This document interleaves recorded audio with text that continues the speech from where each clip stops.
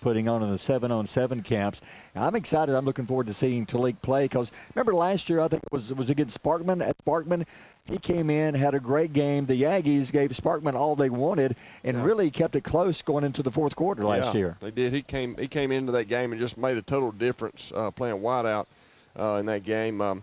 Looking at another player, guys, that Coach Weingarten talked about this week, he was talking about C.J. Zuniga and what a difference he's made in offense in every game, improving, learning the offense a lot better. And that's a proven fact because, just like I said earlier, scoring 27 points in a game when you hadn't scored that many all year, that's just showing you that the offense is getting better, and C.J. Zuniga's learning it every game. Well, you're in the stat business here, and he's been running the ball so much more effectively than he did last year. Yeah, he did. I think 2 weeks ago he had 31 yards rushing. Last week he had, I think he had about the same amount of yards rushing. So he's taking that option offense and just turning it loose, and he is improving every week. Can they do that against this defense, the option? Are they going to take that away from us, John? What do you think? Well, the thing is you're just going to, in that option offense, what you've got to do if you're C.J. Zuniga, you've got to be able to read the defense. There's going to be people that you're not going to block, and you're not going to block them on purpose so that they will come up and attack you, where you can either give it on the dive or you can take the pitch, or let him come up and take the pitch, man, and C.J. can take off. We're talking about another guy that's improving every week, and we've seen it. He's been carrying the offense every week. Is Brant Sweat. Guys, that screenplay we run off of him. I mean, it gets the total yards every time, but then you throw it deep on him. Last week we seen the offense run the option and pull a pass play out of it and throw it deep to Brant Sweat. So we've been looking for that play every week, waiting on it to happen. Finally, last week we seen it. I think we may see it some with Talik Saint tonight. Well, in case you're, oh, by the way, Austin won the toss. They've chosen to receive as they take the field. In case you're wondering, it says, where's the fourth guy? Where's Keith Ball? Where's your boy Keith? With our Gilbert and Ball Ford and Albertville sideline report. Keith, as we all do, he has a much better job. He's busy chasing peckers right now. He's at home. He's in the chicken business. And tonight's the night when they come pick up the chicken. So he won't be with us tonight. Oh, boy. And he's at home. We're in his heart right now. He's trying to, listen, I eat enough chicken nuggets to keep busy, so I need him to, I had so much of them this week, so I need it. Hey, Keith, we're going to miss you, buddy. I need you down on the sidelines just so, A, we can keep Barry straight, and B, you can keep us abreast of what's going on the sideline, so we're going to miss you tonight. Barry, before we start the kickoff, always love to talk about the captains of tonight's game. Gerson Sanchez, number 40, was one of the captains. Also, number 3, Keegan Thompson, number 76, Colton Battles, a senior offensive lineman. And then number 23, a sophomore, or maybe even a freshman, Hayden Darnell, able to break in. And I know that Coach has always said he likes to reward practice players. I think a couple of those are actually practice players and those players on the scout team that have done a really good job this week. I love that philosophy from Coach Weingarten. Here we go. The Aggies trying to pick up that first win in a long time, 32 losses in a row. Aggies in the solid white pants, white jerseys, black numerals, and the black helmets. Austin black pants and the orange jerseys and the black helmets. Here's the kick, onside kick. It's loose. It's loose. They're diving for it. The ball goes out of bounds. Did somebody recover before it went out of bounds? I think Albertville, you got a referee coming in. Albertville's going to come up with the ball, but I think Albertville got it before he went out of bounds. Yeah. One official's not sure. One is – neither official was over here at the spot where the ball went out of bounds. That was a great job by the Aggie special teams, but they're going to give it to Austin. Well, and to be honest with you, Barry, the Albertville player, because this literally happened right in front of me, the Albertville player had his hand on the ball, and then as that mass of humanity was going out of bounds, I think what the conversion of the referees together was he never really had complete control of it until he went out of bounds, and by rule, that is Austin's ball. That is a big offensive line. I don't know who the big boy is there on the right tackle. Oh, my goodness. That is a monster. So how about 6'4", 390 pounds, Jacoby Phillips? He's going to be playing on Saturdays. Quarterback number 1, Kadir Lau. Drops back, looks quick, right pass. Outside throws a pass, got his man, 40. There he goes. Midfield, 40, 35, 30, 20 being chased, being knocked out of bounds inside the 10. That was just a foot race. Unfortunately, I couldn't say who that was for Austin, but he almost took it to the end zone. Yeah, just turned around and snapped it out here to number 11. Jermichael Taylor got a great block from the big man that we talked about a few moments ago, coming right down the line. Everybody blocks inside, and he has got wheels, and Austin has speed. And Barry, in one play, they're already camped out at the Albertville 8-yard line. That was nothing fancy at all, Chris. It's a little screen right side, and down the sideline he went. That's all it took. They mark it on the Aggies' 8-yard line, 1st and goal. Out of the gun, Kadir Lau, the quarterback, turns hands off, first man through to the 7, 6, 5, 4, 3, 2, 1. Knocked down short of the goal line at about the 1-yard line. Draven Hendricks, one of the first Aggies there, along with Cooper Scott. It's going to be 2nd and goal. Just a turnaround and a handoff, and it looks like they took Aiden Davis out. No, that was Aiden Davis. Able to give it to Aiden Davis. He got behind the right side of that big offensive line of Austin. Got Albertville on skates. Albertville not able to recover until they're able to pull him down at the 1. Man, with that big offensive line, they're going to follow. I think it's number 78. He's a monster. 2nd and goal from the 1. Hands off, first man through. He will walk into the end zone. I think that's Aiden Davis. Hard to see the numbers on these orange jerseys with the gray numerals. I think that was Davis. Touchdown, Austin. It was. Just once again, if it's not broke, don't fix it. Hand it off to Aiden Davis. Let him get in behind that right side of the offensive line that averages 390 and 260. Able to push the Aggies back in the end zone, and Aiden Davis not even touched as he goes into the end zone. Offense looks pretty darn good there, Chris. Oh, yeah. That was easy. 2 plays, 3 plays, yeah. So with 11-10 to go in the first, up 6-zip now for the point after. The snap, kick is up. It looks good, and it is good. We'll take a timeout, brought to you by Weddings, Pageants, and Proms. With 11-10 to go in the first, Austin on top, 7-zip. You're listening to Aggie Football on Power 107.5. Design your Cabco dream home from the outside in at J&J Homes of Albertville. Crafted with care and engineered to last, your custom options are endless. Both J&J and Cabco Builders are proud to be locally based, family-owned, and independently operated. Home ownership made easy. Come by to get their lowest price guarantee with several finance options available, including zero-down options with land or approved credit. Cabco Builders and J&J Homes of Albertville, your dream team for your dream home. Hey folks, Mark Brickey, Sand Mountain Toyota. There's a lot to consider when buying a truck. Towing capacity, cab space, gas mileage, resale value. When you're talking with your salesman, is he willing to sit behind the wheel of the same kind of truck he claims to stand behind? Here at Sand Mountain Toyota, we buy what we sell. Not only do we stand behind our trucks, we put our own money and trust in Toyota trucks, just like you. Come by and check out our huge selection of popular Toyota trucks. Sand Mountain Toyota, we're more than a dealership. Since 1952, Wilkes Tire and Battery Service has been the place to take your vehicle for service you can trust. Our family takes pride in carrying on the tradition of providing great service, working with integrity, and giving back to the community. For tires, batteries, auto services, and more, choose the people you can trust. With 10 locations to serve you, including Albertville and Gunnersville, at Wilkes Tire and Battery Service, we get you started and keep you going. Your local Foodland Market. Your store for everyday low prices and weekly specials with savings on every aisle and friendly customer service throughout the store. We sell only the best USDA inspected meats. Our trained meat cutters offer fresh cut meats to your specification. Our fruits and vegetables are always fresh, quality and variety you deserve every day. Your local Foodland Market, where savings plus service plus selection equals satisfaction.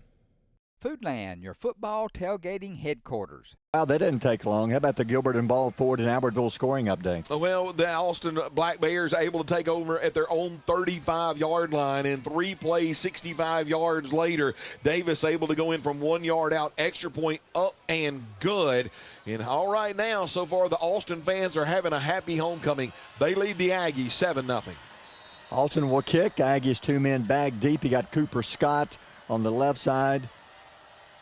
You got Dez on the right side. The Aggies did a great job last week special teams, especially with Dez. Waiting on the kick. Only took 50 seconds for that drive for Austin to get on the board. Line drive right into the arms of Cooper Scott. Bobbles it, has it 15-yard line, 20. Tries the right side. There he goes. 25-30.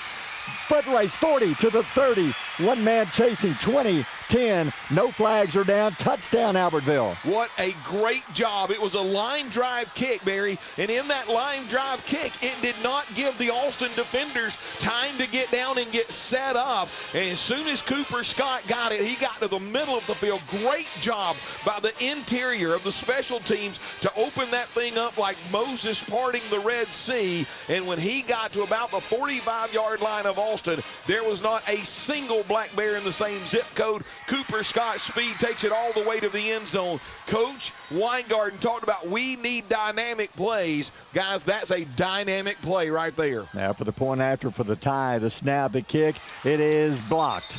Well, they broke through. No good.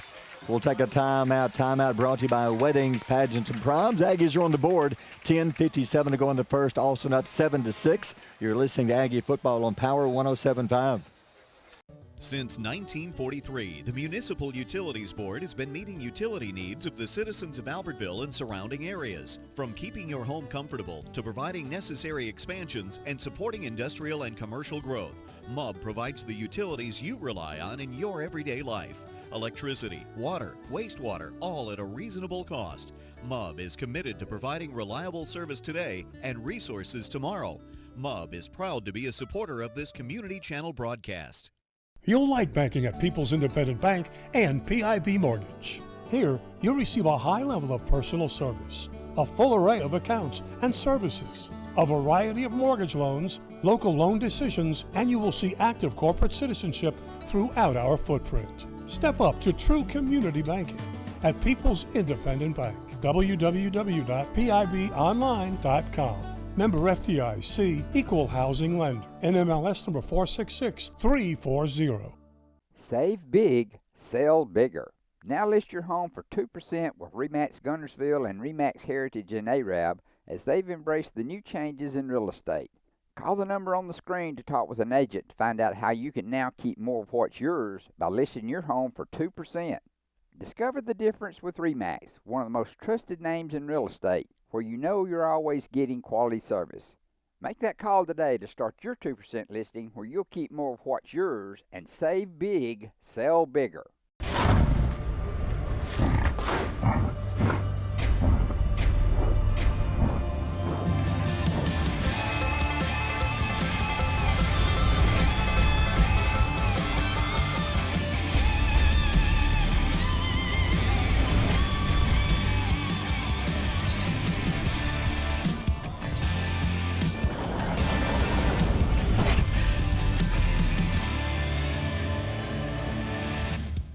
You end up giving Austin 3 plays to score a touchdown. Their crowd's in it. Happy homecoming. And Cooper Scott able to answer that along with the other 10 on the special teams with a great return. 82 yards right up the middle of the field. And as I said, he broke it back over to the numbers on the far boundary. He was gone 82 yards. However, extra point no good. Austin leads 7-6. But Barry, the Aggie fans across the way, now they're back in the ball game. Chris, the clock says it took him 13 seconds to run that back because at 11:10, Austin scored, and now we're at 10:57, so it took him 13 seconds. That's great. Not bad at all. Good job, Cooper Scott. And we just bragged on the special teams from last week. I think maybe we found a weakness, hopefully. Aggie band up making some noise, and we're set to go. So we've had 13 points in 63 seconds. Here's the kick, bouncing through the middle. One of the up men's got it, 30, 35, being chased. Well, he will not get away. Aggies have got him. Good job by Keegan Thompson, the first Aggie there. Can't see who the other one was. I think it was Lucian McKinney, number 26. Yeah, and you also had number 38 coming out of the bottom of that pile. Number 38 being Jakari Kirkland. He's kind of your number 3 running back, Barry, but he's been able to show up for Coach Weingarten and get in on some of those special teams. And, guys, it was number 9, the running back that we talked about, Aiden Davis, that took that ball. Great tackle by those young men. And you see what I'm talking about. Took all 3 of them to get him to the ground. He's a big guy. Now you got to find a way to slow the offense down. Kadir Lyle, the big senior quarterback, 6'2", good speed, great arm. He's in the gun. Davis, the lone setback, stands behind him. From the 30-yard line, first down, Alston. Lyles turns, fakes the handoff, throws it left side, got his man, dropped it. 31-yard line, and he had one man to beat down the sideline. That was Talik Saint playing some cornerback there, John. Yeah, it looks like we got Talik getting him out in the ball game here in the defensive backcourt. And here's the great thing. Remember that Talik, he's playing safety, and he got over there a little bit late. We're glad that the wide receiver able to drop it. But you've got to love the fact that number 2, who is Jude Fan, came over, talked to him a little bit, and said, hey, and just trying to coach him along. But right now, second and long. Second down and 10, right in front of the Aggie band. Quarterback turns, looks, throws to the middle, got his man, cuts to the middle, will not get away. Good job by Talik Saint. Action, his first tackle of the season, as he brings down the receiver for about a 5-yard gain. It was a great job there getting it out to Channing Patton, one of the inside wide receivers. And as soon as he caught it, he broke back to the inside, thought he was going to be able to get away. Just shows you the athleticism of Talik Saint, able to grab him from behind. It was a 5-yard gain, but if Talik Saint Barry doesn't make that tackle, there's a lot of green grass in front of him. And right now the Aggies with a chance to get off the field here on third down. Secondary playing man-to-man. It's third down and 5 on the 35-yard line, right in front of the Aggie band again. Quarterback fakes a handoff. He's going to keep it left side. 40. He hits a hole. 50 to the 40, to the 35, to the 30. He can run to the sideline. He'll score. Kadir Lyle, the quarterback, he breaks that one about 65 yards. Kadir Lyle. I mean, Coach Perkins said that he is an athletic quarterback, a true dual threat, fakes the underneath handoff like a little pass. Everybody for Albertville freezes for 1 second, and in that 1 second, he's able to go off the left side, had an opening, hit the numbers, and Barry, once he got to about the 50-yard line and turned it north and south, he was gone. Nobody on the field going to catch him until he trotted into the end zone. Kadir Lyle. We have speed, but he has like a different gear. The snap, that got him. He bobbled it. Dez breaks through, sacks him all the way back at the 20-yard line. Point after, no good. We'll take a timeout, brought to you by Weddings, Pageants, and Proms. A lot of offense, 9:53 to go in the first. It's 13-6 Austin. You're listening to Aggie Football on Power 107.5.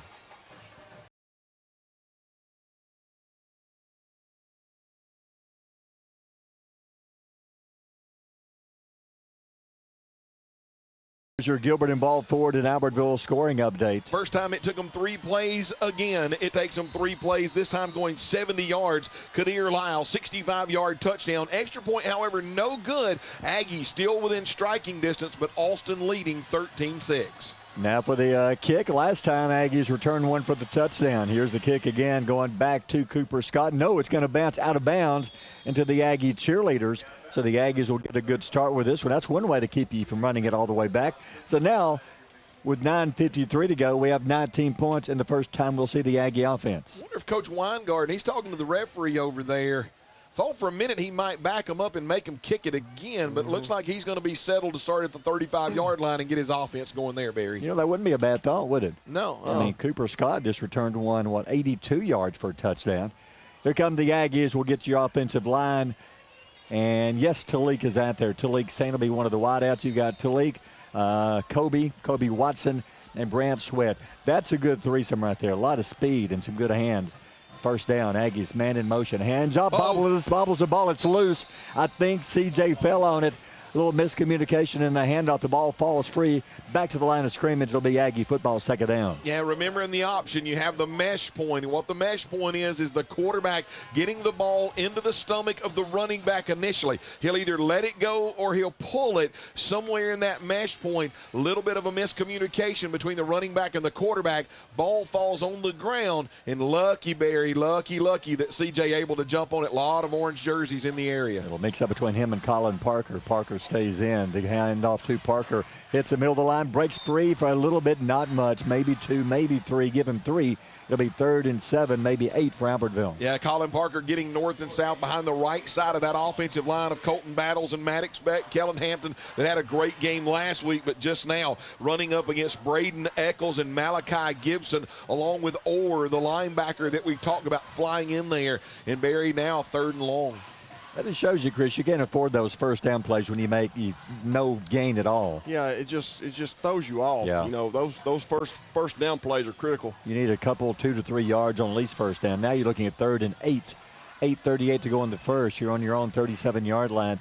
Man in motion, that's Parker to the left. CJ back to pass, looks, throws it deep. Left side, Talik is there, going up. Oh. A push, Yes, a sir. shove, and Yes, a sir. flag. Yes, there's a Marshall County Sheriff penalty flag. Talik was double covered. One of the deep backs for Austin shoved him. Pass interference, Austin. Now, listen, Talik Saint round up as the inside slot receiver. He's running a flag route, and what we mean, we're coming down the field, and then we break back toward the sidelines at about a 45-degree angle. CJ with a perfect ball, throwing it in that window. The defensive back for Austin was beat, raked his arms across the face mask and the arms of Talik before the ball got there. Textbook pass interference, and that is a great throw and would have been a great catch, but Albertville also bailed out by a 15-yard penalty. I think they noticed Talik Saint is back. They had him double covered that time, Chris. Yeah, and you know, Kobe Watson was also open over here on the flat, too. There was other receivers open. If nothing else, Talik will be a good decoy because they doubled him. That means somebody was open somewhere. Yes. And the ball is moved to the Austin 48-yard line on the pass interference. So first down, Albertville. The G-man steps in the backfield. You got two Aggies wide right side. That's Talik and Sweat. CJ turns, takes the handoff option, turns it up, picks up a couple, maybe 3. He was thrown forward, but gets 3. It'll be 2nd and 7. Yeah, good job there by CJ. Knew it was going to be stopped up the middle. Pulls it, gets to the outside, gets north and south, gets up as fast as he can until I think it was the free safety Chase Davis, number 6, able to come in and make the tackle. But Jink, you said it a few moments ago, bad first downs end up messing up your play calling for the next 2. This is a good 3-yard gain, and so now Albertville's able to get into more of their playbook. You're telling us, John, Aggie's goal is to have at least 6 snaps every drive. That means you got to have at least 1 first down every time you touch the ball. Yeah, Coach Weingarten's goal tonight, I want 6 or 7 plays out of every drive, and I want them to end in a kick. All right, Talik man-to-man left side. CJ option again, left side. He's going to stop it. He's going down back at the 49. I think Austin was waiting on that one. They had 3 men in the backfield throwing CJ for a 2-yard loss. Yeah, and that's one where, once again, CJ is still learning this new offense, and you know, sometimes you hand it off, sometimes you pull it. That time he pulls it, and when he did, the defensive front over here on this side, led by number 52, Braden Eccles. Barry, you can say what you want to say about 6'1", 220 pounds, but he is an absolute monster, and he can fly, and he was able to get literally right up in the face of CJ, just nowhere for him to go. And big 3rd down call, 3rd down and 9. There's 7:02 to go in the first quarter, 13-6, Austin up. Aggies taking a lot of time getting the play in. Better hurry. Play clock at 4, 3, 2, 1. The snap. CJ drops, rolls right side, looks man wide open. He throws it to him too late. He makes the catch, but by the time he makes the catch, he is shoved out of bounds. A good game, but it's going to be 4th, and they're going to spot him about 4 yards short of the first down.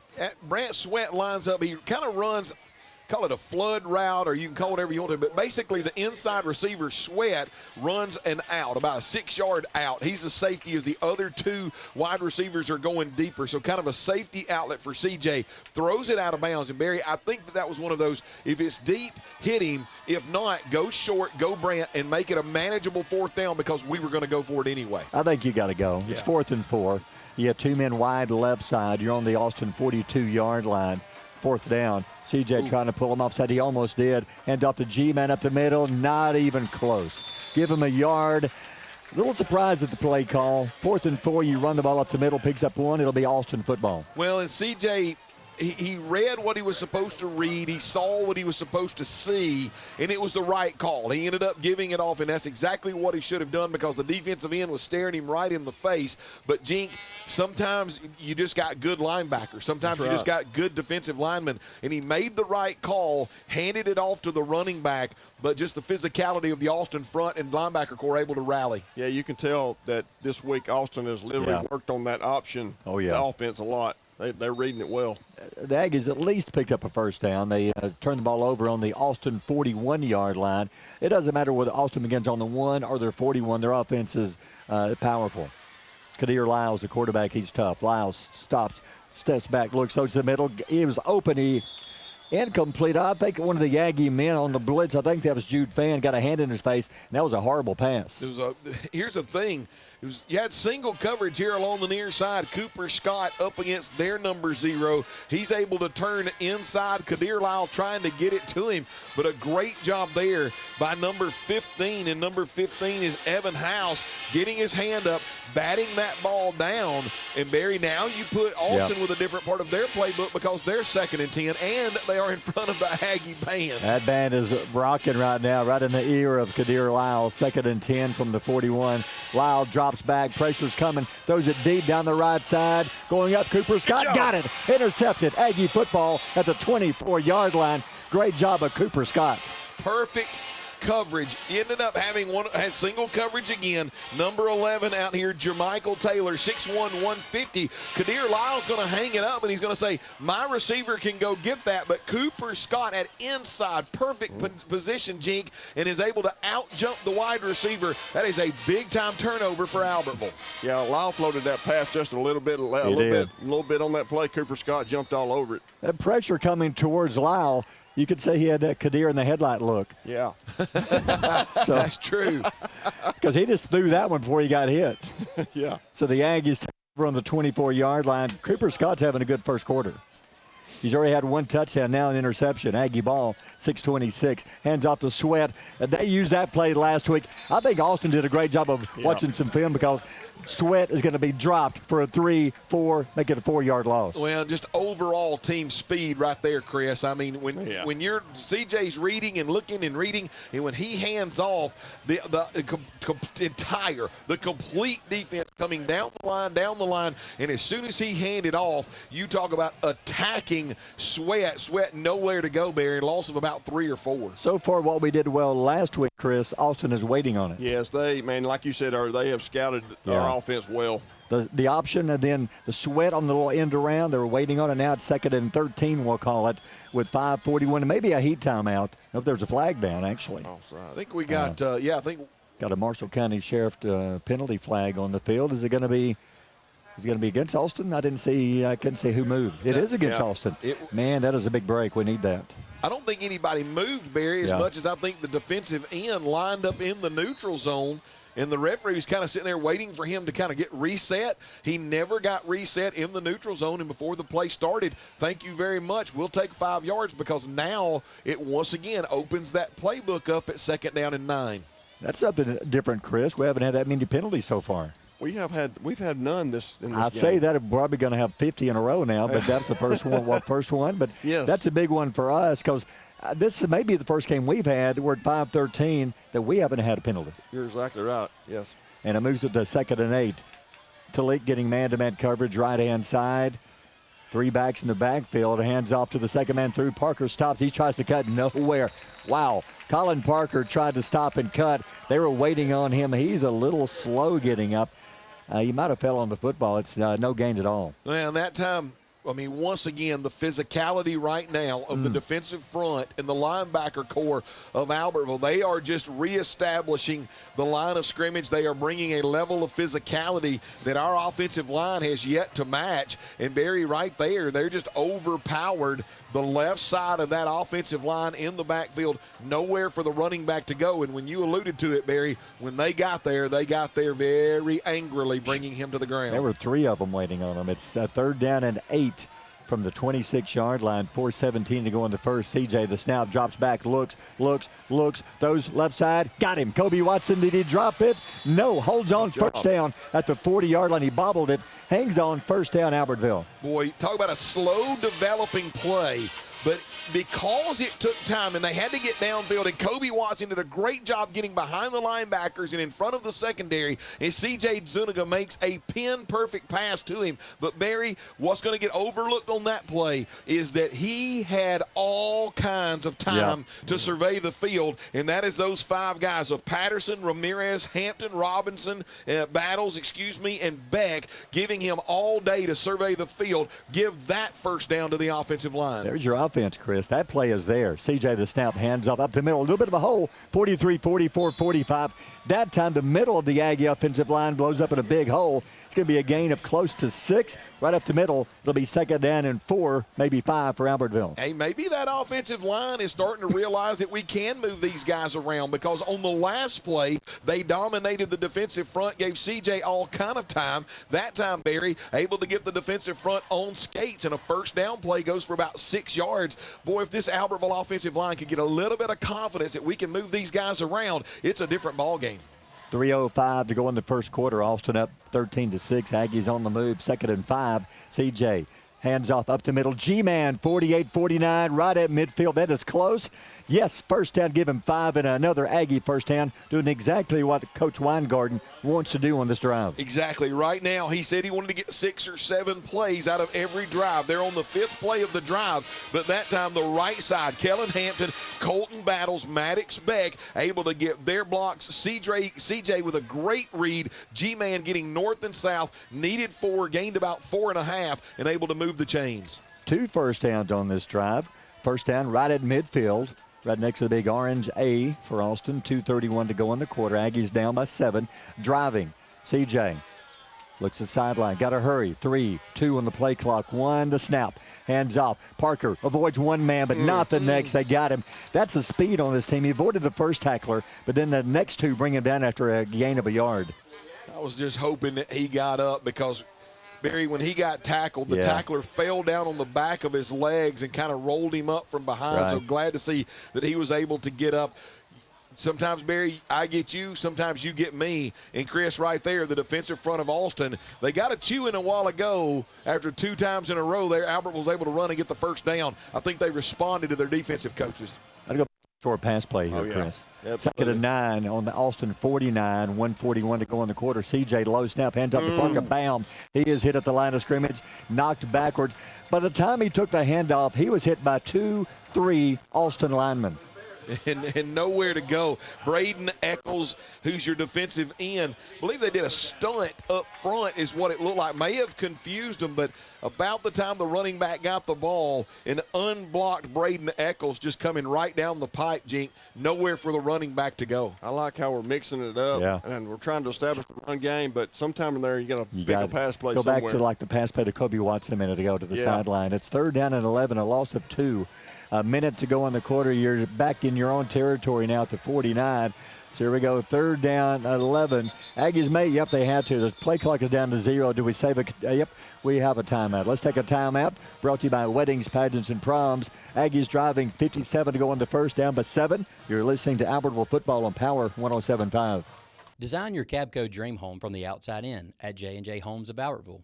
Crafted with care and engineered to last, your custom options are endless. Both J&J and Cabco Builders are proud to be locally based, family-owned, and independently operated. Home ownership made easy. Come by to get their lowest price guarantee with several finance options available, including zero-down options with land or approved credit. Cabco Builders and J&J Homes of Albertville, your dream team for your dream home. You never know what somebody's going through when they come in the bank. Calling them by name is so very important. Just make a difference in somebody's life today.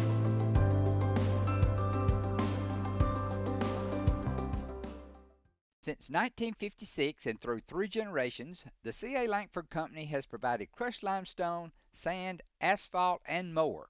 From large commercial projects to small jobs and residential needs. For products and services information, call 582-5723 or visit their informative website, calangford.company.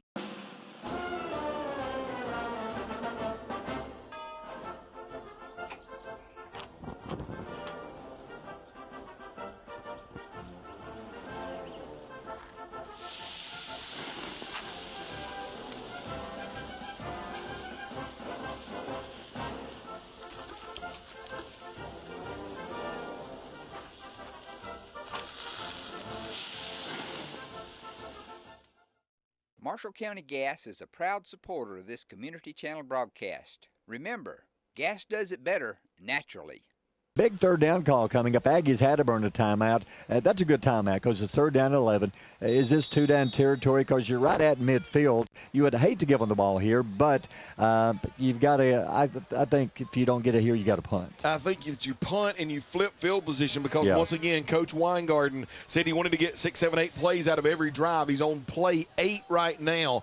Try to get the first down. If not, punt, flip field position, and at least make Austin drive the length of the field because, Barry, it's still only a one-score game at 13-6. All right, third down 11. C.J. rolls left side, has time, looks, pressure's coming, throws back across his body, incomplete.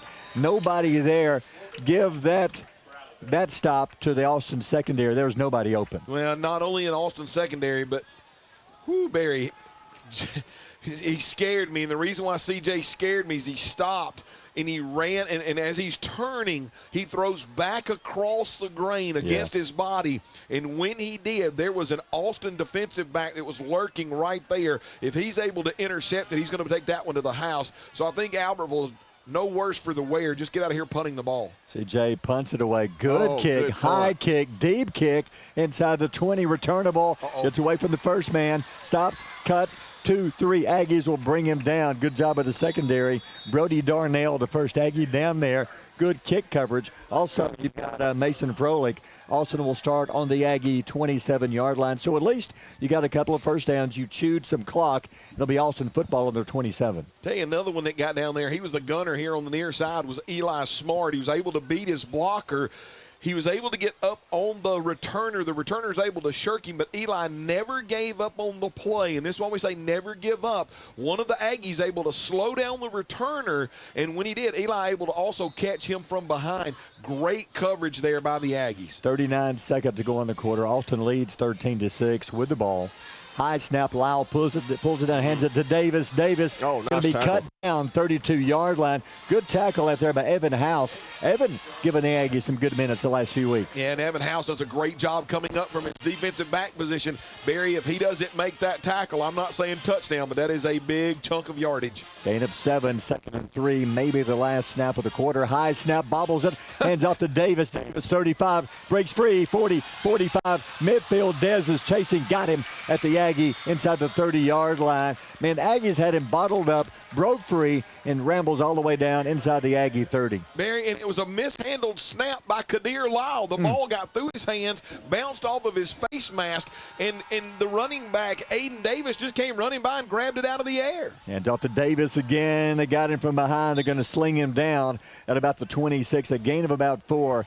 First Aggie there, I believe. Might have been Peyton Jones. That will end the first quarter. We'll take a timeout. Brought to you by Weddings, Pageants, and Proms. After 1, Austin leads 13-6. You're listening to Aggie Football on Power 107.5.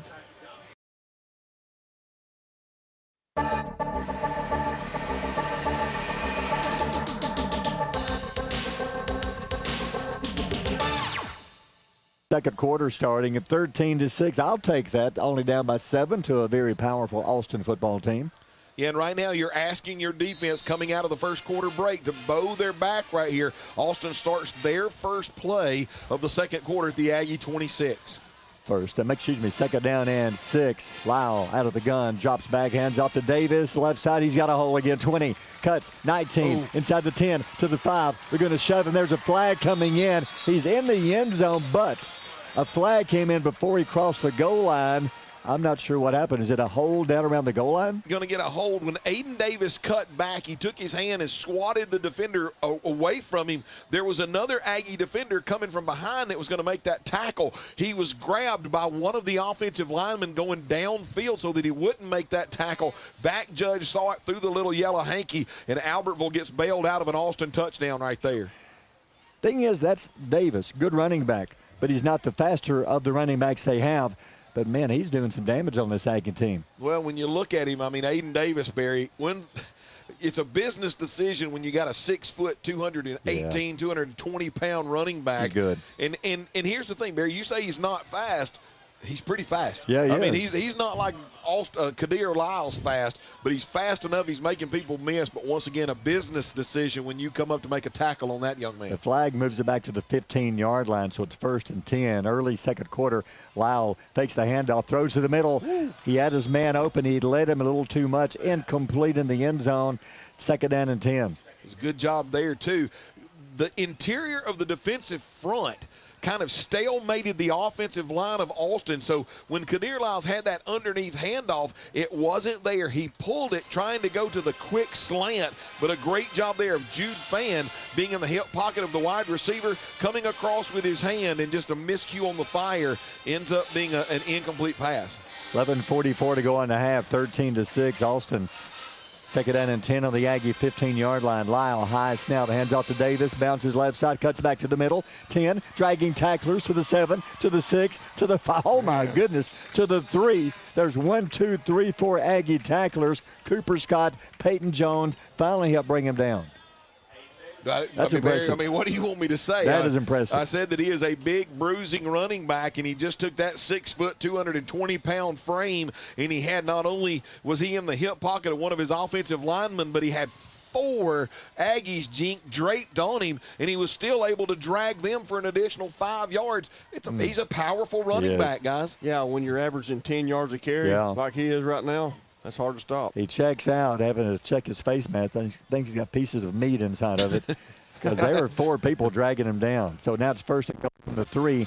Lyles hands off to the new back, hit at the 2. Christian Ramirez stands him up, gets help finally from Jude Fan. Short of the goal line, it'll be 2nd and goal from the 1-yard line, and that running back is limping as he gets up.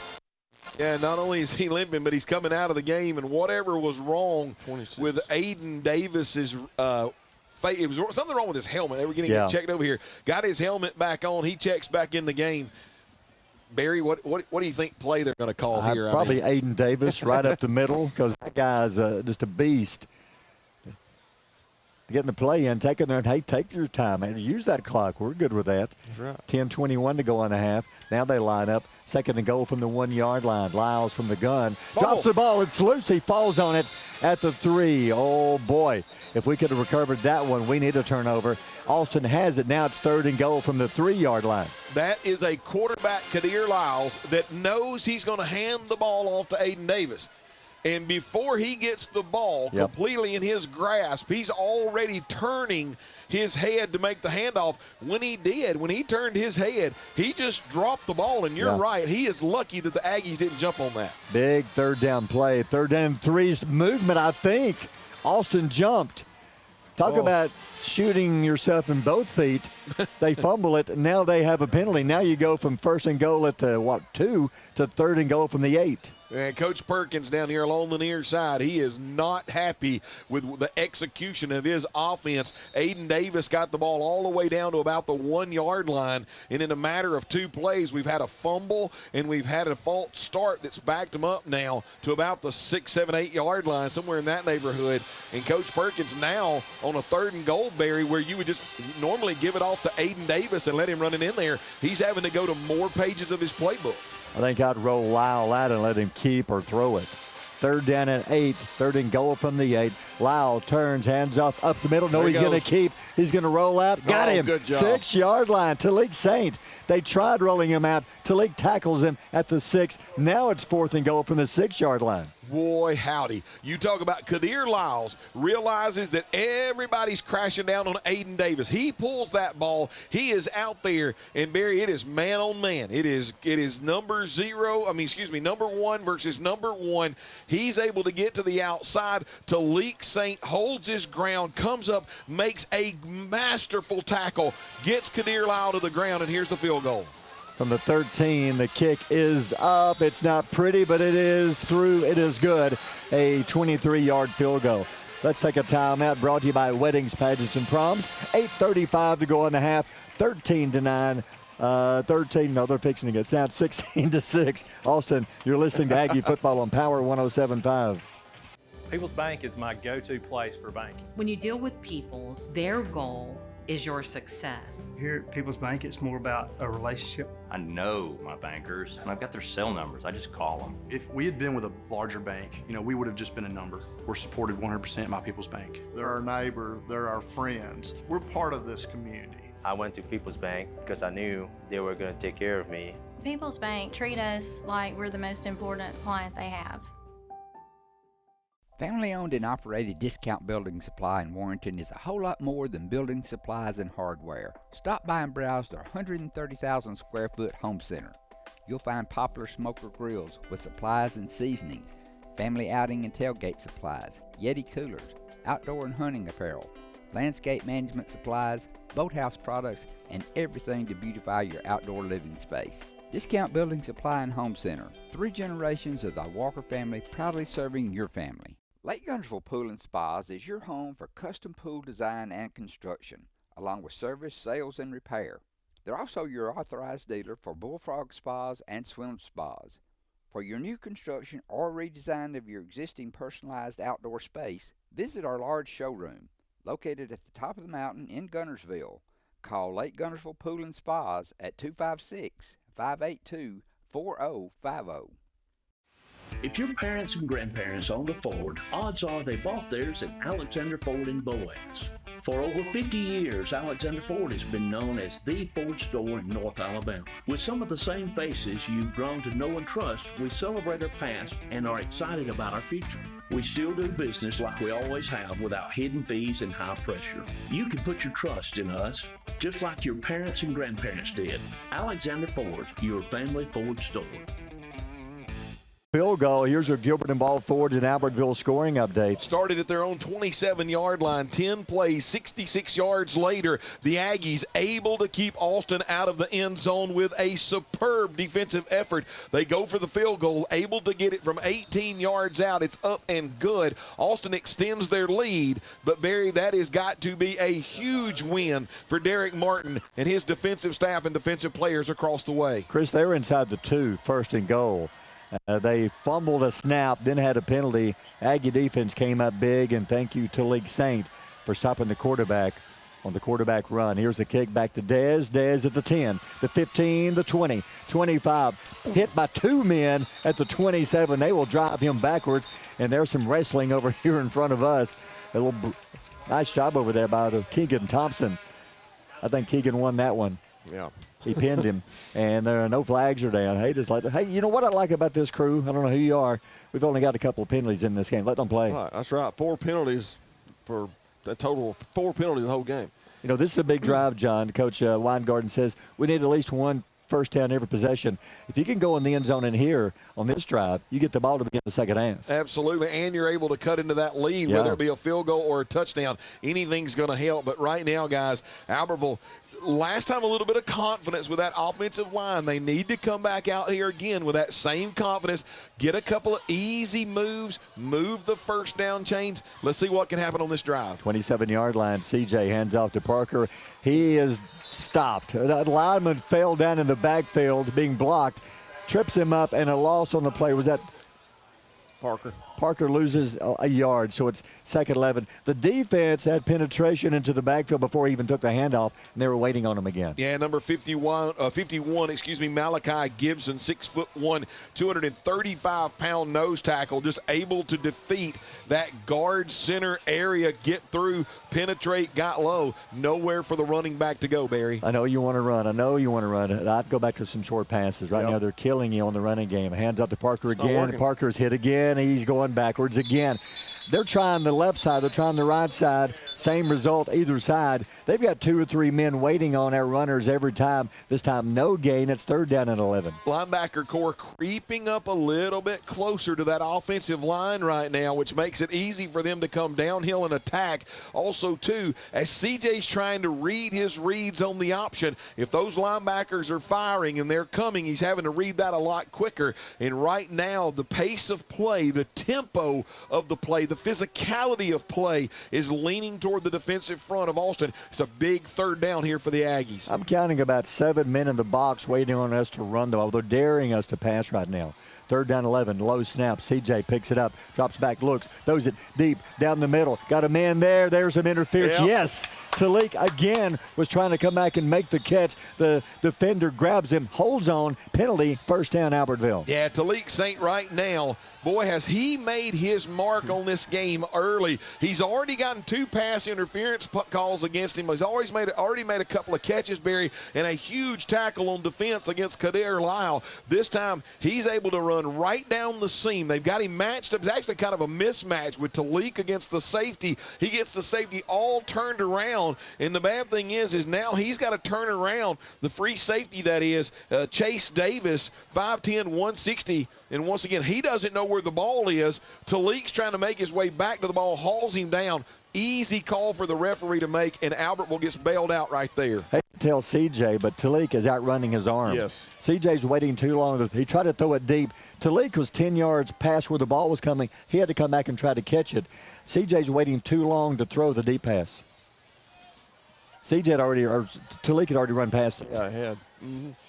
So 2 men wide left side, 1st and 10 to the 41-yard line after the pass interference. CJ option right, no, throws back left. Talik a little screen, hits the 45, breaks 1 tackle, diving to the 49. You know, the coaches are going, okay, his first contact, is he okay? Yes, he is fine. A gain of almost 8 yards. You know that slip screen that we've been throwing with success over the past few weeks? They've been able to throw that to Brant Sweat. This time, line up in a very similar formation, and instead of Brant Sweat coming back inside, they bring Talik back inside on that same motion, that same middle screen. And Talik Saint, as soon as he gets it, gets north to south. Great job by the offensive line getting downfield. And Barry, that's an 8-yard gain on 1st down. Talik running that pass. He's a little bigger and a little stronger, and he broke a tackle. 2nd and 2. Hand off to G-Man. He is going to be hit at the line of scrimmage. He got back to the line of scrimmage. G-Man, a strong running back, but he is no match for that kind of defense. No gain, 3rd down and 2. G-Man, may I introduce you to number 0. Yeah, the X-Man. The DJ Orr, inside linebacker. And Coach Perkins, as I said, he is the one that said this is a linebacker that has that attacking mentality. He is not afraid of anything. And Barry, right there, it was a National Geographic episode of 2 of those Rams. They hit deadlock. Nobody, no advancement of the football. Big play. Running out the eye, G-Man and Parker gives G-Man, hit into the line of go. Option play, left side. CJ's going to keep it. He faked it to G-Man, optioned off around the corner, keeps it, cuts the corner, 1st down, and then some, out of bounds at the Austin 43-yard line. Coach Perkins from Austin, along with his defensive coordinator, were worried about eye candy and worried about eye discipline when it comes to this option. You've got to play your area. You can't get caught looking where you think the ball's going to go. When he did that, the defensive end crashed down. CJ pulls the ball,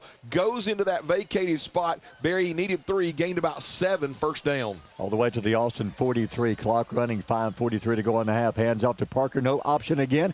CJ cuts it left side, 40, 39. That play is working. They fake the handoff. Oh, CJ's helmet's off, and there's a flag coming in at the end of the play. I think there may be a personal foul coming up against Austin. As CJ went down, I think his helmet was ripped off of him. If it's a penalty on that, he does not have to leave for a play. Is that correct? That's right. If the penalty is on his helmet being pulled off. And the white hat just looked this way, Barry. I couldn't see if he gave the personal foul signal. He's going to come over here now that we can see. Yeah, it is. CJ gained 3. The option is now working. CJ's doing a good job. He is faking me off. He fakes the handoff so well. Then he cuts it around the corner, keeps it. Not only does he pick up some yardage, but the penalty takes it all the way to the Austin 24-yard line. Yeah, and a great job there. And right now, the Austin defense is really killing themselves on this play.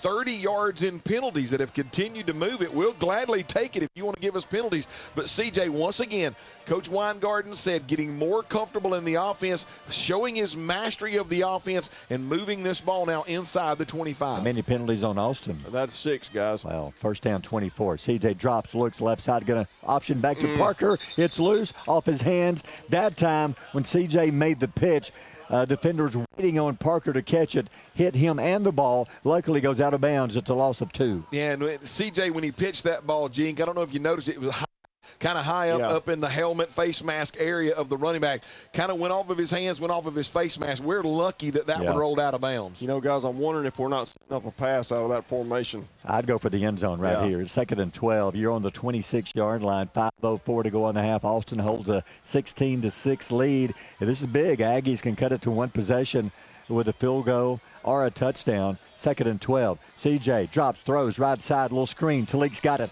Not much there. Dives to the 23. He gets something back. He gets about 4 yards. Now you're looking at 3rd and 8, maybe 3rd and 7. I think this time they were going to think about running that same middle screen, but this time the linebackers, Jink, and it seemed like the defensive backs we're just going to sit here. We're going to let you come to us. We'll rally and make the tackle because you were already behind the sticks. Talik able to get a 5 or 6 yard gain, but they're able to come up, rally, and make the tackle, not going to give up that big play. Yeah, you can tell that Austin defense has seen that screen on film. They're used to seeing it. All right, 2-down territory, 3rd down and 8. You're on the Austin 23. They may call a timeout there. Play clock is down to 6. I think they're going to call a timeout and talk this over. Big 3rd down call coming up, and there's a timeout. We'll take a timeout. Brought to you by Weddings, Pageants, and Proms. 4:16 to go on the half. Austin up 16-6. Aggies driving. You're listening to Aggie Football on Power 107.5. At the Carpet Store, Highway 431 in Albertville, we're more than just our name. Sure, we're carpet, but we're so much more. We're ceramic floors, showers, backsplashes. We're hardwood, laminate, and luxury vinyl tile. We're installation supplies, vinyl flooring, and remnants. Why not visit our beautiful showroom and let our professional sales staff show you all the things we are? The Carpet Store, Mosley Flooring, Highway 431 in Albertville, where we're so much more than just our name. At Piggly Wiggly, we work hard to deliver the very best to you and your family. We offer only the top quality Black Canyon Angus beef, Swift natural fresh pork, grade A Kegel fresh chicken, smoked, processed, and frozen meat items. One of the most popular promotions at Piggly Wiggly is our Pick 5 meat program. Purchase a single pack of meat and pay our everyday low price, or purchase 5 packages marked with the bright red Pick 5 label for just $19.99. You get the best of both worlds, great quality meats and a super low price. You'll always find low prices throughout Piggly Wiggly. Since 1992, Horizon Communications has brought you Community Channel programming. As we're preparing for another season of high school sports, we'd like to take this opportunity to thank our many loyal community-minded sponsors who've supported Horizon's local origination programming through the years. We encourage our local viewers to patronize our local sponsors and let them know how much you enjoy Horizon's Community Channel broadcast.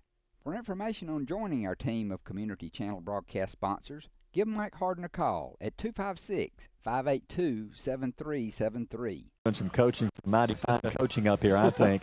I've got a play. Chris has a play. John has a play. Which one's Coach Weingarten going to go with? Probably none of them. But you're looking at probably 3rd down and 9. But I think you've got 2 tries here. I think you're out of field goal range. Really, I think you got 2 tries for at least the 1st down. If I would say this, Barry, if he's able to get 8 or 9 yards or 8 yards on this, it's going to be 4th and short. He might think about kicking the field goal because the German kicker, John, I think is his last name, has booted a couple of them in the Arab game from this distance. Okay. Or it might be 4th and short. Once again, I think it's all going to be predicated on this, but I do believe that Coach Weingarten and staff think that this is 2-down territory. Yeah, you've got G-Man and Parker both in the play. They're lining up in the eye. Talik Saints wide left side. You've got the big tight end over there. Hudgens wide right side. 3rd down, 9 roughly. Fakes to G-Man. Option right side. CJ, he just pitches it to his running back. Is that going to be an incomplete pass because he threw it forward? That play was not there. They came to the short side of the field, and that was not there. Now it's 4th and 9. Actually, a very, very smart play, and I'm sure they talked about it across the way. CJ fakes the handoff on the option, comes to the near side, and he's fixing to get tackled for about a 2 or 3 yard loss. Barry does a really good job of pitching the ball forward, but making sure that it went out of bounds, so therefore an incomplete pass. Therefore, you don't lose the yards, and it becomes 4th down and 9. Aggies are going to go. Kobe Watson checks in. Did they call a timeout? They've reset the play clock. I don't know. They reset the play clock. Nobody called a timeout. Or did they? Or did the Aggies call a timeout? I think the Aggies are calling a timeout. We are now. And that's a good timeout. I knew they reset the play clock. Okay, so we'll keep it here. It's a 4th down. Now, you're not going to try the field goal. The kicker is not out there. They brought in Kobe Watson. So now you got 3 receivers. You got Sweat, you got Talik Sane, and Kobe Watson. Now, Austin's probably going to send the house and come after CJ. God, you know what's funny, though, is what's the little kid who plays tight end for us? Hudgens. What a perfect time to have Hudgens, who's been in there blocking and doing all of these things, to come back and just kind of slip him out, tell him run a sticks route, get in the middle of the field, because as you said, if they bring pressure and Hudgens that plays tight end for us is able to get behind that pressure, Barry, and even if they don't, even if they back up, how many times do we talk about at any level, whether it be high school or college or pros, do they cover the tight ends all the time because the tight ends have been in there blocking? Hudgens hasn't been targeted in this game. What a great time to slip him out and possibility of getting the first down. Hudgens is split out right. Talik Saint left. They've got Sweat in the backfield. Parker now split out left side. So 2 men wide left. 4th down and 9. CJ back to pass. Pressure's coming. Rolls right side. Throws to the end zone. Hudgens going up. Intercepted in the end zone. That's what they tried. Hudgens in the end zone. Unfortunately, it was picked up. I think that's who they were going for, John, but the defender waited on Hudgens and followed him all the way down the field. What a great play. Yeah. Not just because I called. The defender was waiting on that play. And not only that, but they took the wide receivers, moved the majority of them to the far side of the boundary. They had the matchup they wanted. Hudgens in single coverage to the end zone. The defender had perfect coverage, got underneath Hudgens, and was able to make the interception. But once again, because he hasn't been active in the passing game, they were able to get him out in single coverage with at least a chance. Still a good drive, Barry. It ended up taking up 14 plays. They use a lot of clock. Now the defense needs to hold. If you can go in down 16-6, you get to begin the second half.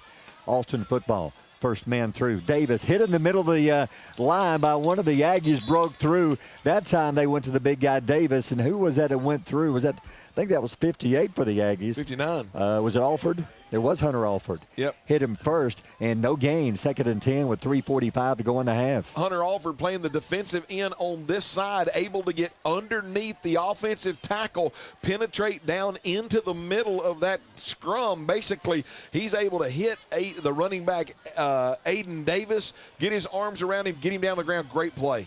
Quarterback Lyle going to snap it to the running back, the Wildcat, to the 23-yard line. A little trickeration there, and he's going to be short of the first down. Picks up, let's say, going to give him about 4. So now it's 3rd down and 6 for Austin. What a great play, too. Here comes Peyton Jones up to make the tackle. Also, once again, number 59, Hunter Alford, in on that play. You alluded to it, Barry. This time just snapping it directly to Davis. He gets north and south behind the left side of that offensive line, able to move the bodies and get 4 yards to make this a manageable 3rd down. Davis checks out, new running back in. 3rd down, 6 for Austin, 2:51 to go on the half. They're on their own 24-yard line, 10-point lead. Quarterback Lyle waiting on the snap, got it, turns, going to keep himself up the middle. Oh, he's hit hard, 26 to not get it. Who was the Aggie that broke through? Was that Draven Hendricks? Hendricks hit him. Then he had help from a couple of other Aggies, and I believe one of those was Techeria, and it's going to be short, 4th down and 4.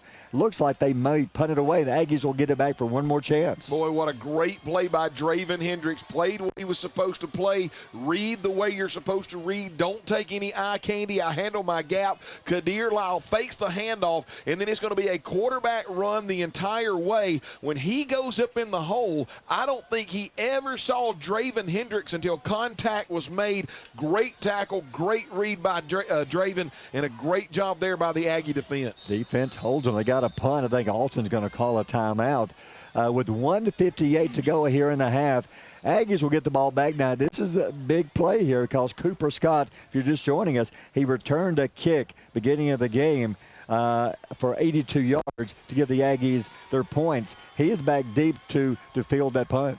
I think Coach Perkins may be going over coverage right now and blocking assignments. We don't want to have anything. 10-point lead, 1:58 left to go in the first half. I don't think that he's going to fake it down here, but he wants to make sure that he's got his protection set, and he wants to make sure that he's got his coverage because Cooper Scott did run that kickoff all the way back. They're going to put him back there. Guys, no big plays before the half. Yeah, and guys, look out for in case they were to try to pull us off sides right here. It's 4th down and 4. Okay, with 1:58 to go in the half, 16-6, Austin leads. About to punt the ball away. The Aggies, no timeouts left. But there's still plenty of time. They should get the ball back somewhere around midfield. Good snap, no pressure. Good kick, high kick. Get away, get away. Bounce around the 40, roll out of bounds. Good kick to the 33. So the Aggies will start on the 33-yard line with 1:49 to go in the half. Down 16-6 and no timeouts. If nothing else, big victory. You kept Austin out of the end zone. A big victory there and a great job by Cooper Scott here on the back end. Kind of a wobbly punt, came off the side of the punter, bouncing around. He's yelling at his player. Grenade, grenade, grenade to get away from it. Ball rolls harmlessly in out of bounds because, Barry, what you don't want to do there is with that ball bouncing around, it touch an Albertville player, become live, and you end up giving a big play back to Austin. But right now the Aggies starting at their own 33-yard line, $1:50 to go. Maybe – I don't think you be conservative. I think you run your play clock and you do what you do right here. When you held the best team in the region to 16 points. Absolutely. In the first half. A lot to be proud of. Aggies will start 33-yard line. I'd go back to the short pass plays. You got Kobe Watson out there. You can have Sweat. Okay, there's a penalty apparently. What was that for? They're marking it off after. Was there a personal foul? That's a 15-yarder too. Yeah, and Coach Weingarten across the way, he's wanting to know who that personal foul is on. It was away from it wasn't back here on the back end. It had to be some fisticuffs going on in the middle of the field, Barry. No, we just missed it. Wasn't a penalty because they're moving the sticks. That changes what happened during the punt. That changes the play call. Now you're back on your 18-yard line instead of the 33. So, yeah, that's a 15-yarder. Now you may have to play it safe. Let's see. CJ out of the gun, 3 backs behind him. First down and 10 from the 18-yard line going the other way. CJ, the snap, hands up to Parker. Parker hits the middle of the line, fighting to the 22. He picks up about 5. Austin's going to call a timeout, hopefully get the ball back one more time. We'll take a timeout. Brought to you by Weddings, Pageants, and Proms. 1:45 to go on the half. 16-6 Aggies trail. You're listening to Aggie Football on Power 107.5.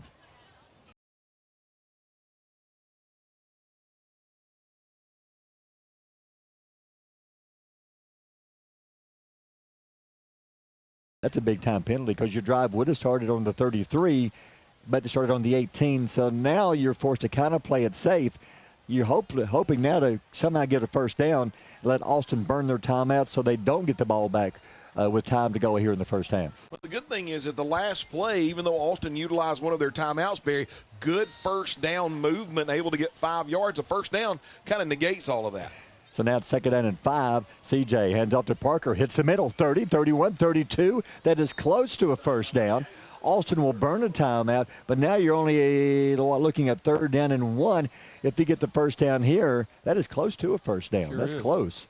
So if you get the first down, Austin's going to be pretty much out of timeouts. But they did not use a timeout.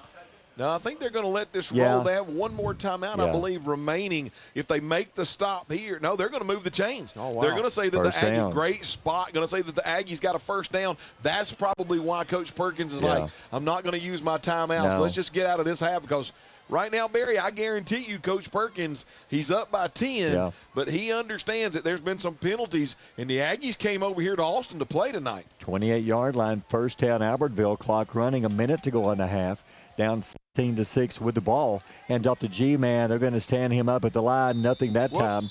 I don't think Austin will stop the clock again because you don't have enough timeouts to get the ball back. Aggies will let the clock run. 49 seconds. If you're Albertville, you go into the half excited. You're down by 10. You get the ball to begin the second half. And you're playing the best team in the region. You're down by just 10 points. Now, remember that the Pigskin prognosticators opened this game up on Monday as Austin a 33-point favorite. Right now, the Aggies within 10 and playing some spirited and really tough football. And, guys, you got some Austin kids right now with their hands on their hips. I think that they thought this was going to be easy, and the Aggies bringing it to them. Sometimes you read too much in the online, too much in the papers, and you say, okay, this team has lost 32 in a row. Yeah, we're going to go in there. It's homecoming. Everybody's going to play. We're going to go to the dance. It's going to be a party. And right now, it's not a party. You're only winning by 10. So the clock is going to wind down, and we're at the half. Good first half for Albertville. We'll take a timeout, come back with the Aggie Band. Let's take a timeout. Brought to you by Weddings, Pageants, and Proms. 16-6 Austin on top. You're listening to Albertville Football on Power 107.5. Design your Cabco dream home from the outside in at J&J Homes of Albertville. Crafted with care and engineered to last, your custom options are endless. Both J&J and Cabco Builders are proud to be locally based, family-owned, and independently operated. Home ownership made easy. Come by to get their lowest price guarantee with several finance options available, including zero-down options with land or approved credit. Cabco Builders and J&J Homes of Albertville, your dream team for your dream home. Hey folks, Mark Brickey, Sand Mountain Toyota. There's a lot to consider when buying a truck. Towing capacity, cab space, gas mileage, resale value. When you're talking with your salesman, is he willing to sit behind the wheel of the same kind of truck he claims to stand behind? Here at Sand Mountain Toyota, we buy what we sell. Not only do we stand behind our trucks, we put our own money and trust in Toyota trucks, just like you. Come by and check out our huge selection of popular Toyota trucks. Sand Mountain Toyota, we're more than a dealership. Since 1952, Wilkes Tire and Battery Service has been the place to take your vehicle for service you can trust. Our family takes pride in carrying on the tradition of providing great service, working with integrity, and giving back to the community. For tires, batteries, auto services, and more, choose the people you can trust. With 10 locations to serve you, including Albertville and Gunnersville, at Wilkes Tire and Battery Service, we get you started and keep you going. Your local Foodland Market. Your store for everyday low prices and weekly specials with savings on every aisle and friendly customer service throughout the store. We sell only the best USDA inspected meats. Our trained meat cutters offer fresh cut meats to your specification. Our fruits and vegetables are always fresh. Quality and variety you deserve every day. Your local Foodland Market, where savings plus service plus selection equals satisfaction. Foodland, your football tailgating headquarters. High school band is under the direction of Dr. Taylor Cash, Josh Anderson, Aaron Saxon, Nathan Haskew, and Elena Garrett. The color guard instructors are Ansley Cash and Cassidy Bailey. The dance line instructor is Lindsey Beck, and the percussion instructor is Brian Crawford. Tonight we are proud to present our 2025 show titled Fuego. We begin with Set Fire to the Rain by Adele and continue the opener with Burning by Jelly Roll. The show continues with our percussion feature, Fuego by Pitbull, followed by Ashes by Celine Dion. We will conclude tonight's performance with The Phoenix by Fall Out Boy. The Yankee Band is under the field direction of drum major Landon McCann. Ladies and gentlemen, we proudly present the award-winning Albertville High School Aggie Band.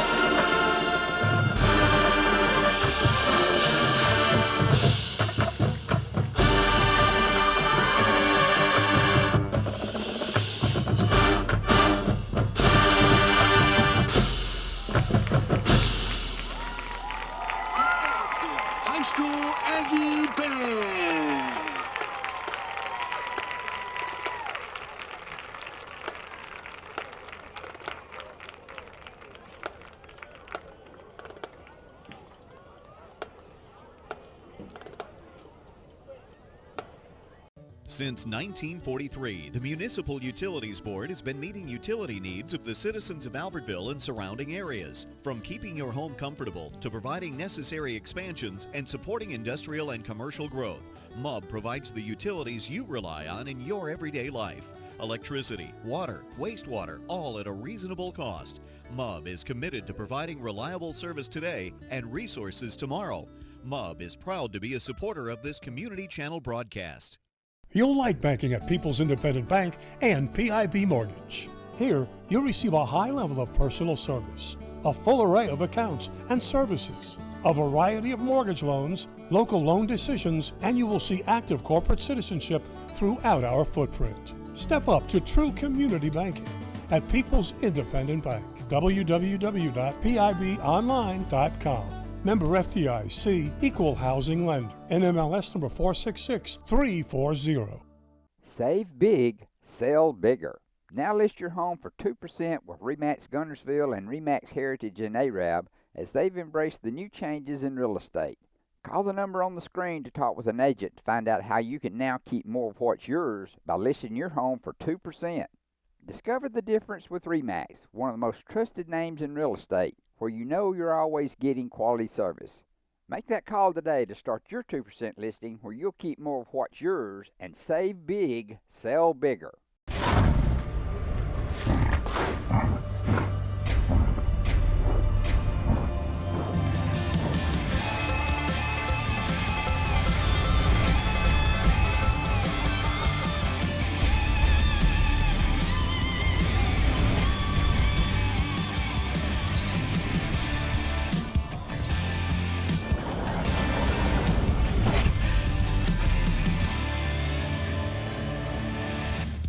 Austin 16-6. Now next week we'll be on the road against Grissom, and then we'll get the open week, and then during the open week we'll still be giving you some football. Looking forward to this. Geraldine playing at Collinsville. Last check, Geraldine's beating Holly Pond 21-6 at the half. So Geraldine, this may be one of the best Geraldine teams, and we've seen some good ones in the past 2, 3, 4 years. This could be one of the best ones in a while, John. Well, yeah, Geraldine took, Sylvania to the woodshed last week, and Sylvania, has kind of been a nemesis, I guess you could say, for Geraldine during the regular season. That had to be a big win for Coach Davis and that staff. Another region game, I think, this week against Holly Pond. Wouldn't surprise me, Barry, at the end of the season if Geraldine doesn't win that region. If worst case scenario number 2, and probably for the first time in a while get to host a first round home playoff game. And I believe next to last game of the year is the big Geraldine Fife matchup. Wow, that might be the region championship. I think it's like week 9. So how about Guntersville and Arab at halftime? At halftime tied 7-7. Yeah. That's a little surprising. And they're playing at Arab. That's right. You know, once again, guys, I think the Arabian Knights have some offensive weapons, but also I think they've been kind of flying under the radar a little bit defensively. They played us very well defensively, and right now maybe their defensive coaches got together. Or it seems as if their defensive coaches got together, Barry, and put together a really good game plan for Guntersville. Yeah. Now, this is a big game for Austin. Right now, they're tied for the lead in our region. They're 2-0. Bob Jones is 2-0. You've got Florence, James Clemens, Sparkman, and Huntsville all tied at 1-1. Then we're tied at 0-2 with Grissom. So Austin needs this win to stay unbeaten. Coming up next week, Austin, they have the week off, I believe. Yes, they're open next week as the Aggies take on Grissom at Grissom. And everybody says, you know, if there's another team on the schedule coming up, Grissom is the team to look at when the Aggies have what we consider a really good, decent chance of winning a game.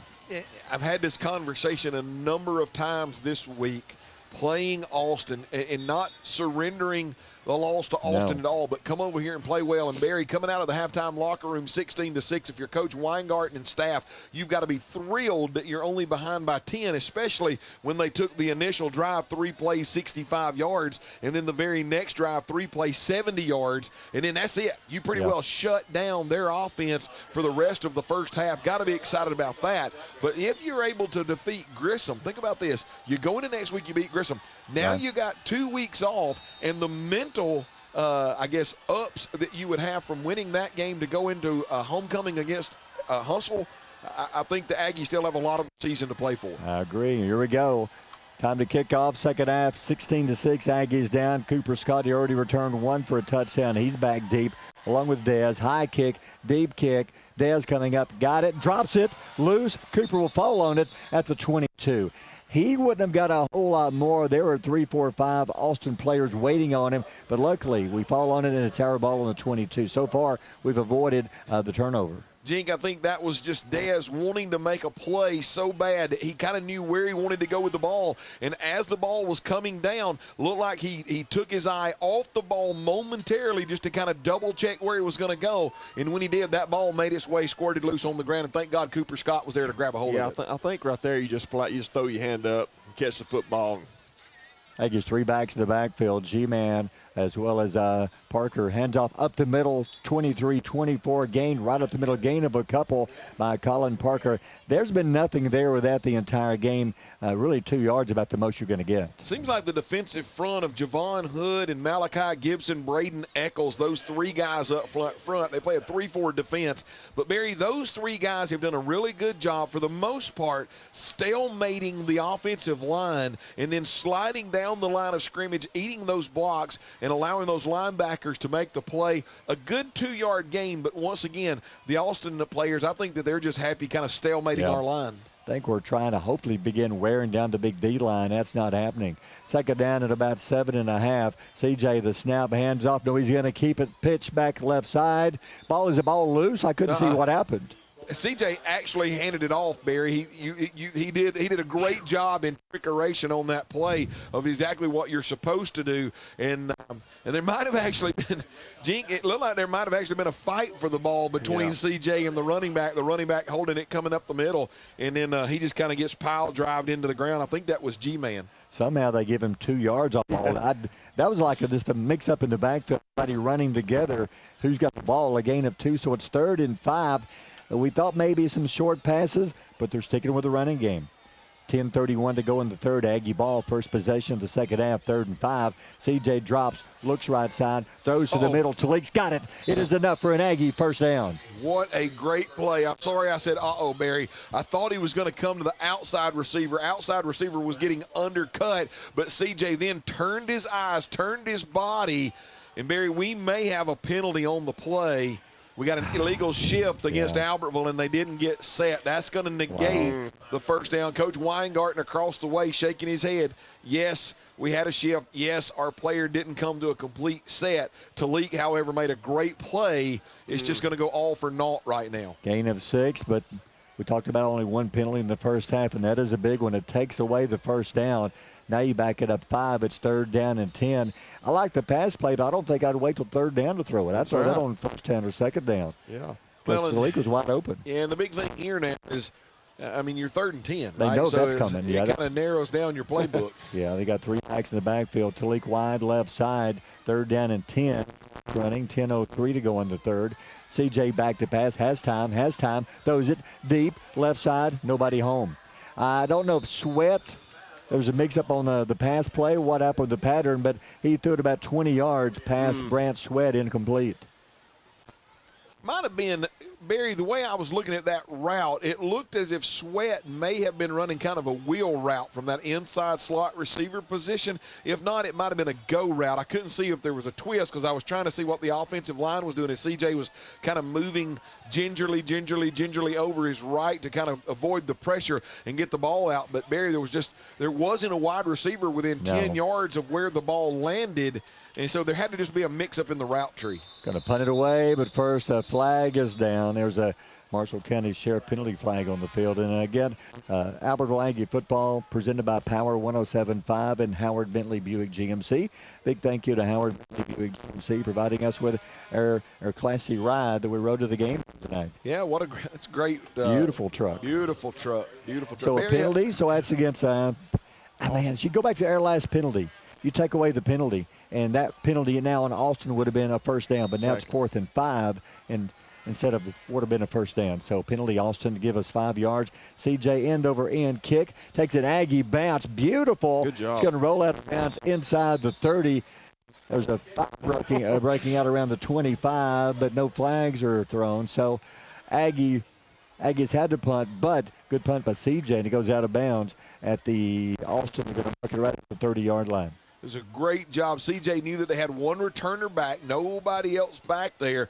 Directional kick here along the near boundary, got the roll. It ran away from the returner who was actually trying to get over here to it.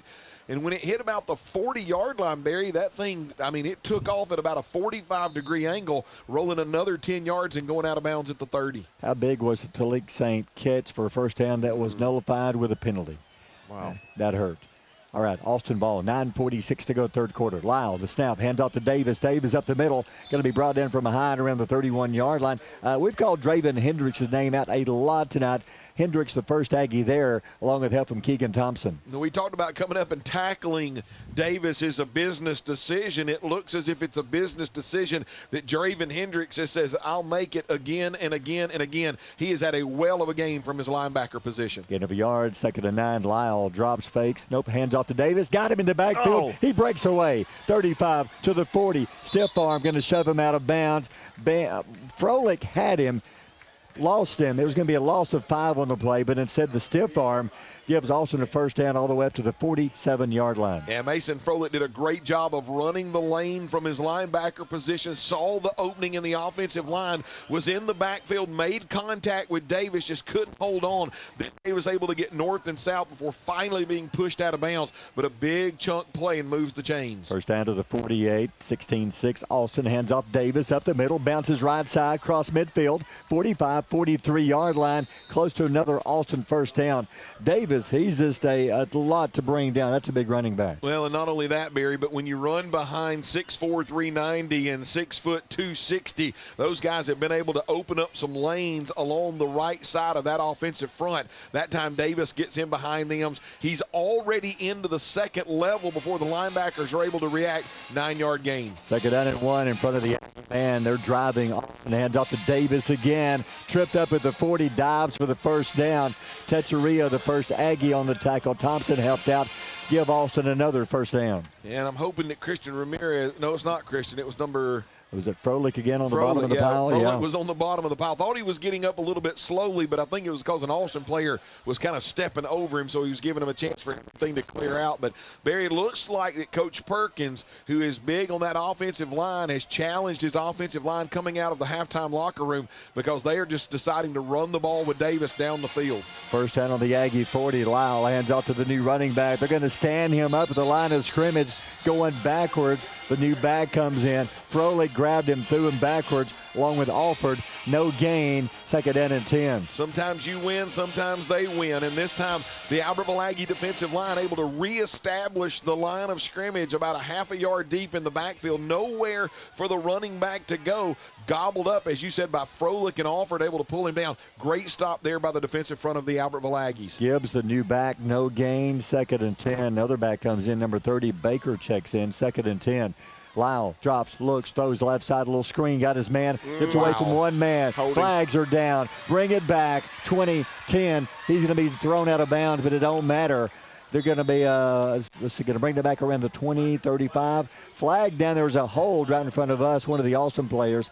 So what would have been first and goal at the 2, yeah, just erase all that, bring it back. Another big Austin penalty.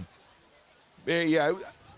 They could have called either one of these, I think, Jink. They could have called holding or blocking the back because there's actually 2 fouls here along the near boundary. What it was a backside screen. So Kadir Lyles is going to roll to the far side toward the Albertville sidelines. He's going to turn around. He's going to fire it to his wide receiver over here along the near side, and he's going to have one wide receiver trying to block and then an offensive lineman getting out here, Barry. Yep. When he was able to make the Albertville Aggie initial player miss, and then he began to go upfield, offensive lineman grabbed a lot of jersey of a defender coming in from Albertville, and when he did, a little yellow hanky ends up on the ground. That is a perfect timing for that flag for the Aggies. How many penalties for Austin now? That gives them 8, guys. And that took away a big first down. Would have been first and goal inside the 5. Now it's 2nd and 13, back on the 44-yard line. 7:09 to go in the third. Austin up by 10. Lyle back to pass. Looks, throws deep left side, overthrows his man, throws it into the cheerleader section.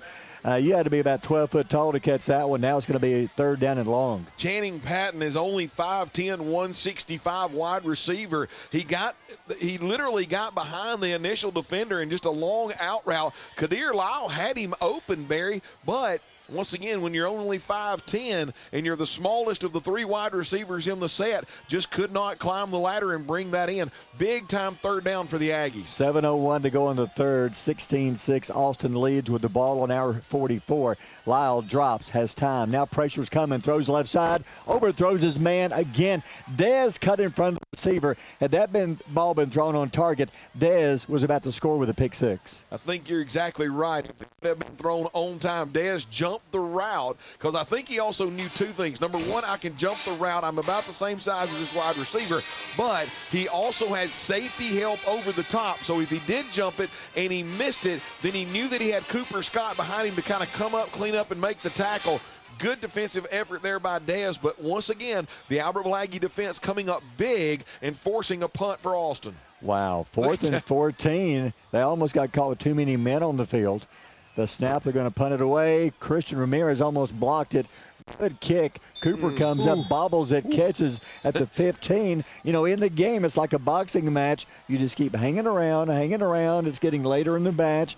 6:50 to go in the 3rd. Aggies still just down by 10 points. And once again, the Aggies defense. Now, once again. Design your Cabco dream home from the outside in at J&J Homes of Albertville.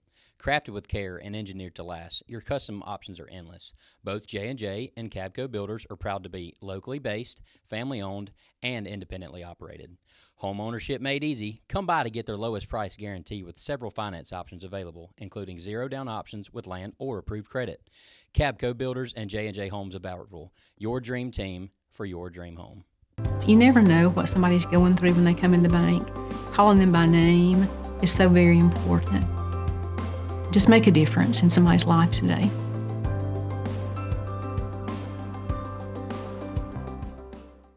Since 1956 and through 3 generations, the C.A. Langford Company has provided crushed limestone, sand, asphalt, and more. From large commercial projects to small jobs and residential needs. For products and services information, call 582-5723 or visit their informative website, calangford.company.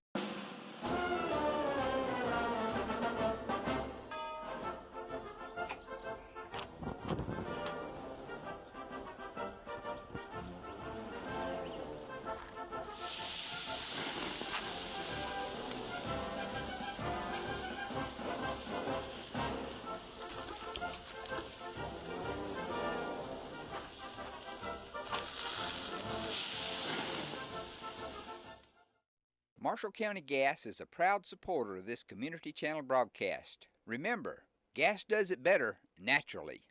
Aided by a couple of penalties, but Barry, seems as if earlier in the season those penalties have always been going against us, and tonight the penalties have been going against Austin that have backed them up, but when the Aggies were kind of given that second chance, they've been able to come to fruition, stop the movement, stop the motion going down the field, force a punt. The Aggies once again starting at their 15, but the defense is keeping the Aggies around. We are one big play away from scaring these Black Bears right now. 1st and 10. CJ rolls right, throws left. Talik drops it. It was not going to result in anything because he caught it about 5 yards behind the line, and there were 3 Austin players about to tackle. Really lucky he dropped it, to be honest. He dropped it on the ground. One of the referees are coming in saying that he caught it, but there's no way. That hit him in the shoulder pads, bounced on the ground as an incomplete pass, because I was thinking – Coach Weingarten over there is saying, what are you doing? It's an incomplete. Yeah, it's incomplete. Wasn't even close, because what they're saying is if it was a fumble, we recovered, but it was going to be a loss of 4, but instead it's incomplete.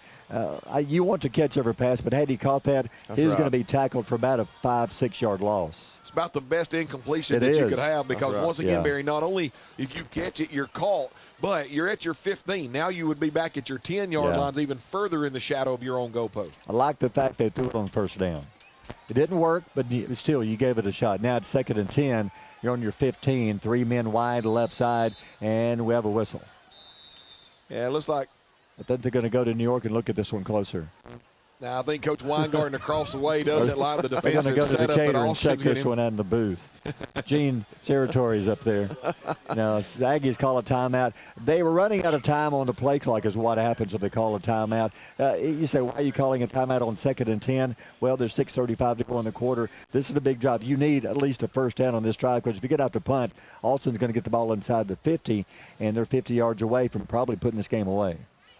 Yeah, guys, and one thing that I don't understand, I know we like to run the clock, but it's a little costing us a little bit because we're having to rush to the line. We can't get set right. We're having to hurry up with the play. I mean, I like us running the clock, but we need to get the play in there sooner, I believe.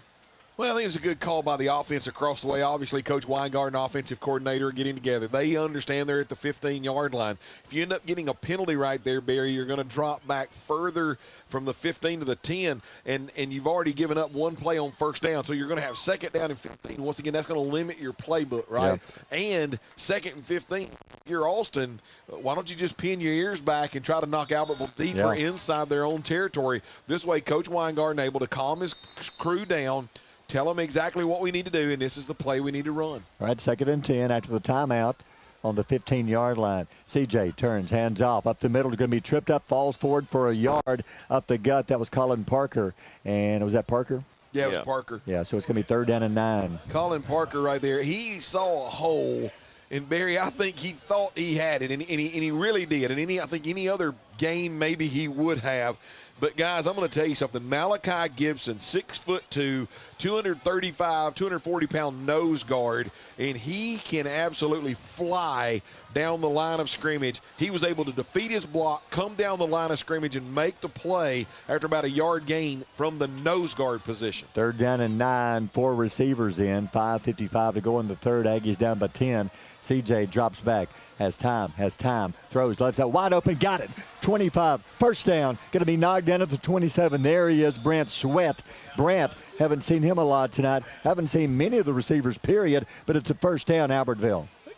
Brought wide receiver across the formation, kind of maybe a flood route over on the far side, everybody going deep or deep post, and I think literally, Jink, that Brant Sweat kind of got lost by the defensive backcourt. He's standing there about 3 yards past the line of scrimmage. He comes up hobbling, going out of bounds now after the tackle, Barry. But I think he got lost by the defensive backcourt, and when he caught it, he just got north and south and got the first down. Brant is going to check out. He came up hobbling. He was brought down, kind of twisting, turning, trying to get loose. May have twisted an ankle. Hopefully he'll be back in. Back to the action. CJ pitch back left side to the 30, fighting 32-yard line. They ran the option. Was that Kirkland? I couldn't tell if it was Kirkland for the first time. Who was that? I think it was Kirkland. It was Jakari. He's a great handoff or fake to to G-Man. CJ coming down the line of scrimmage. He's attacked by the defensive end. Quick pitch out to Kirkland. Kirkland able to get the ball out in front of him with steam, runs over the defensive back and bounces off a little bit toward the near boundary. And I thought he was only going to get about a 3-yard gain, Barry, but Jakari able to move the defensive back, and that's a good 5-yard gain. 2nd and 5, 4:33 to go in the third. Austin leads 16-6. Aggies driving. Hands off. Nope, CJ's going to option off left side. Cuts the corner. First down, Diddy. That was a great, he faked the handoff to Parker, who was demolished, but he kept the ball, went around the corner. They're going to say he stepped out of bounds. Whoa. Okay. I thought he got it the first down. They're going to say he went out of bounds about 4 yards short of the first down. Well, like that was we've been talking about Orr and the linebacker position there, Barry, but there's another one over there, Cameron Smith. And Cameron Smith that time, guys, absolutely shot that gap and destroyed what you call the dive play. CJ smart enough to pull it and then just try to get what he could get out of it, got around the corner and gained about a yard. At least it's manageable at 3rd and 4. 3rd down and 4. Running out of the eye, 2 receivers left side from the 33-yard line. CJ hands off up the middle, fighting. No, he's going to keep left side. I tell you, CJ's doing such a good job on the fake. I thought he gave it to Kirkland up the middle and said he kept it around the end. Are they going to say he went out of bounds before the first down? That is close. Yeah, it is. They're going to call it about 4th and half a yard, Barry, but I'm going to be honest with you. Coach Weingarten got a good argument across the way. CJ had the ball in his right hand, his left. He switched it to his right as he was going out of bounds, stuck the ball out.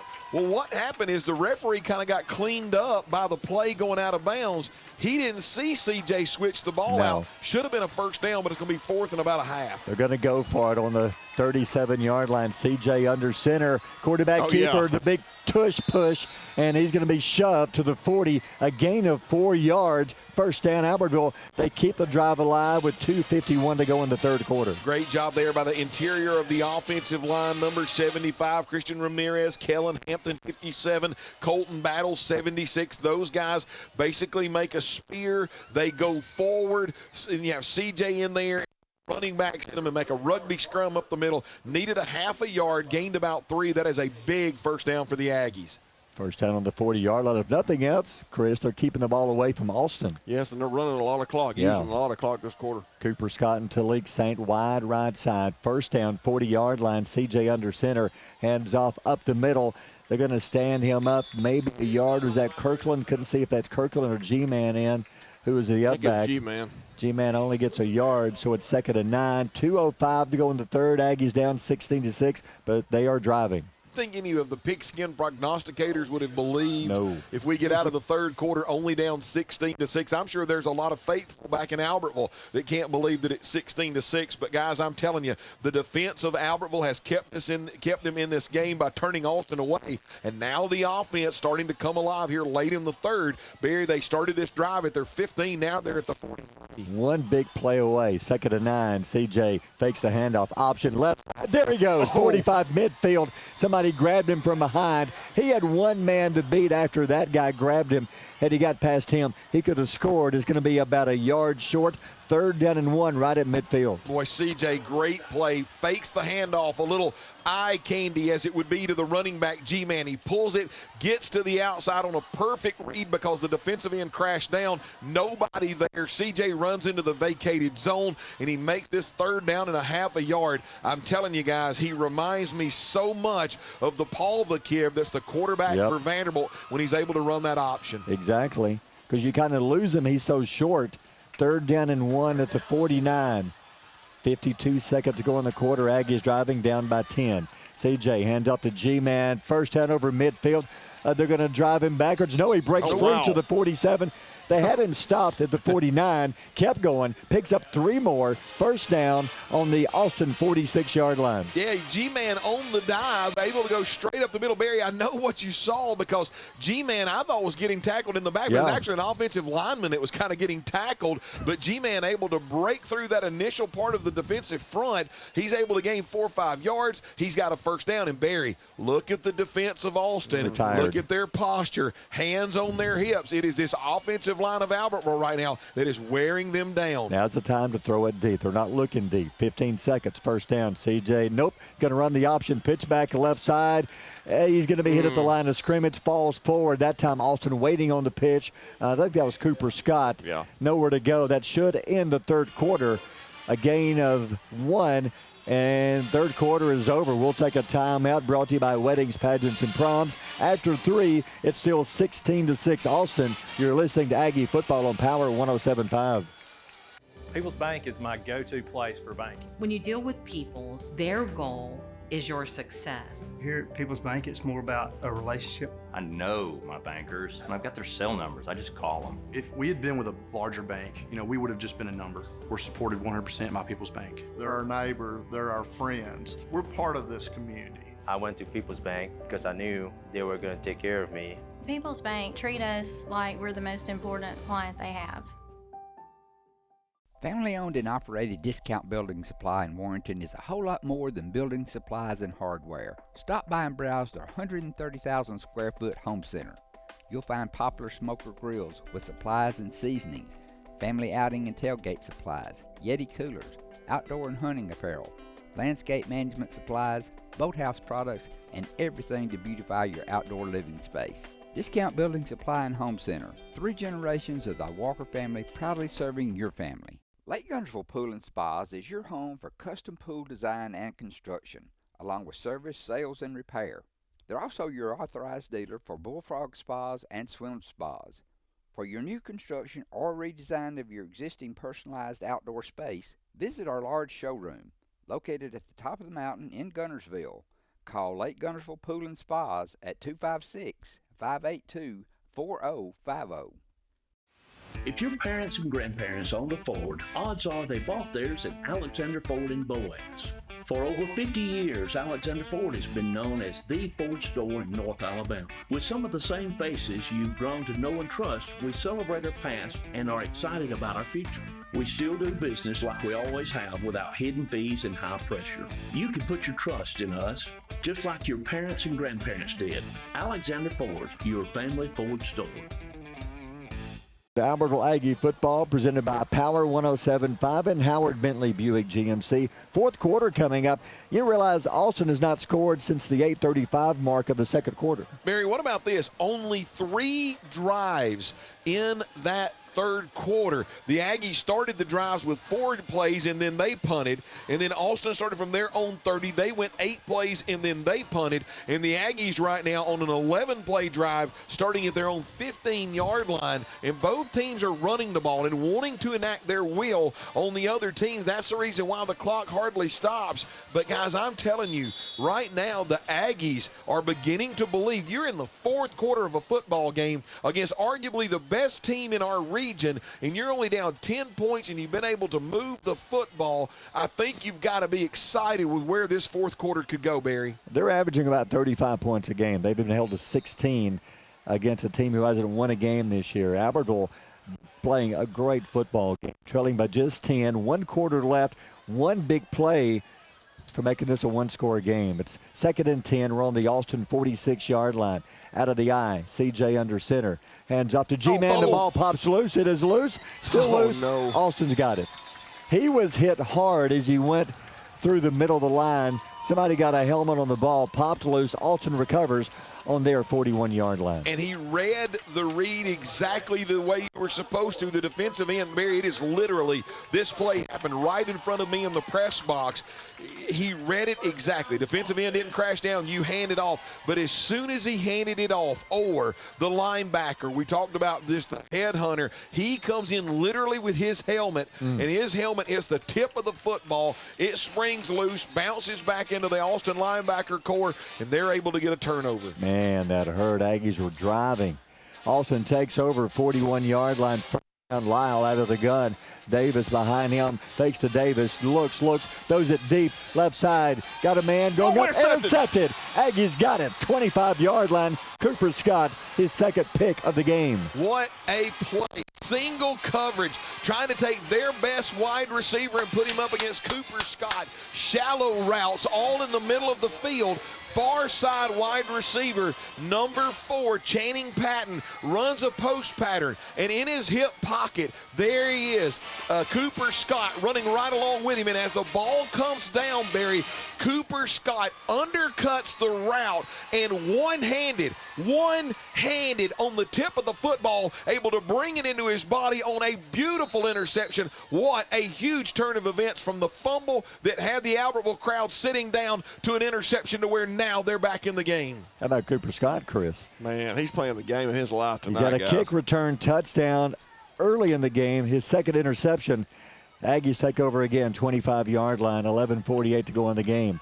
CJ back, looks, left side, going to throw it deep left side. Talik Saint being pushed again. This time the official is going to say no.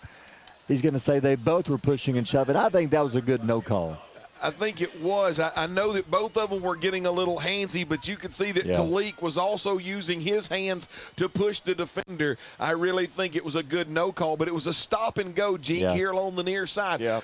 Talik came out about 8 yards. He stuttered like he was going to dive back to the inside, and then he took off. CJ laid the ball out there. It would have had to been a perfect pass and a perfect catch, but I'm glad it was a no call because both of those defenders and receivers, just a good play. I like the call. Throwing it on first down. Here we go, 2nd and 10. CJ under center, hands off up the middle, fighting to the 25, 26, falls to the 27. A gain of only a couple after all that. 3rd down and 8, again on the run. That was Colin Parker. Colin Parker running hard, getting behind that left side, getting behind Bray Patterson, Christian Ramirez, Kellen Hampton with the underneath handoff coming here to the near side. Those guys able to get a little bit of movement. Colin Parker gets north and south. Barry, gain of about 2 makes it a pretty long 3rd down, however. 3rd down and 8. I think Aggies are a player short. Talik came out. I'm not sure if they've sent somebody in yet. Now the play clock, they're going to have to burn a timeout. Talik came out. I think he was tired because think about it, this is his first game. He's not played in 5 games, and I think they're going to call a timeout. I think they were short-handed trying to figure out which player do you want to put in and give him a breather, and they said, let's just call a timeout. Well, and once again, Talik's coming back off of an injury. He's had practice time a little bit, but this is his first game time action. And on that last play, should I said, it was a long pass play, Barry, and he was literally running. Gosh, I guess, from our own 25, 26, and by the time the ball hit the ground, he was inside the Austin 30. So, you're just trying to get back into game shape. He tried to take himself out. Nobody replaced him. Albertville, and probably a good timeout to take as well because it's 3rd down and about 8. You want to find a play. I don't think it's 2-down territory now, but you want to dig into that playbook, Barry, for, 8, 9, 10-yard play here. I still like the little short pass play to Kobe Watson earlier. It was about 5, 6, 7 yards.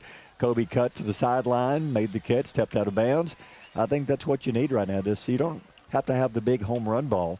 You've got to have the first down, of course. I noticed Cooper Scott, he's in the huddle over there. He's coming out on offense. Okay, Tay Prater is checked in, so Tay comes in as Talik comes out.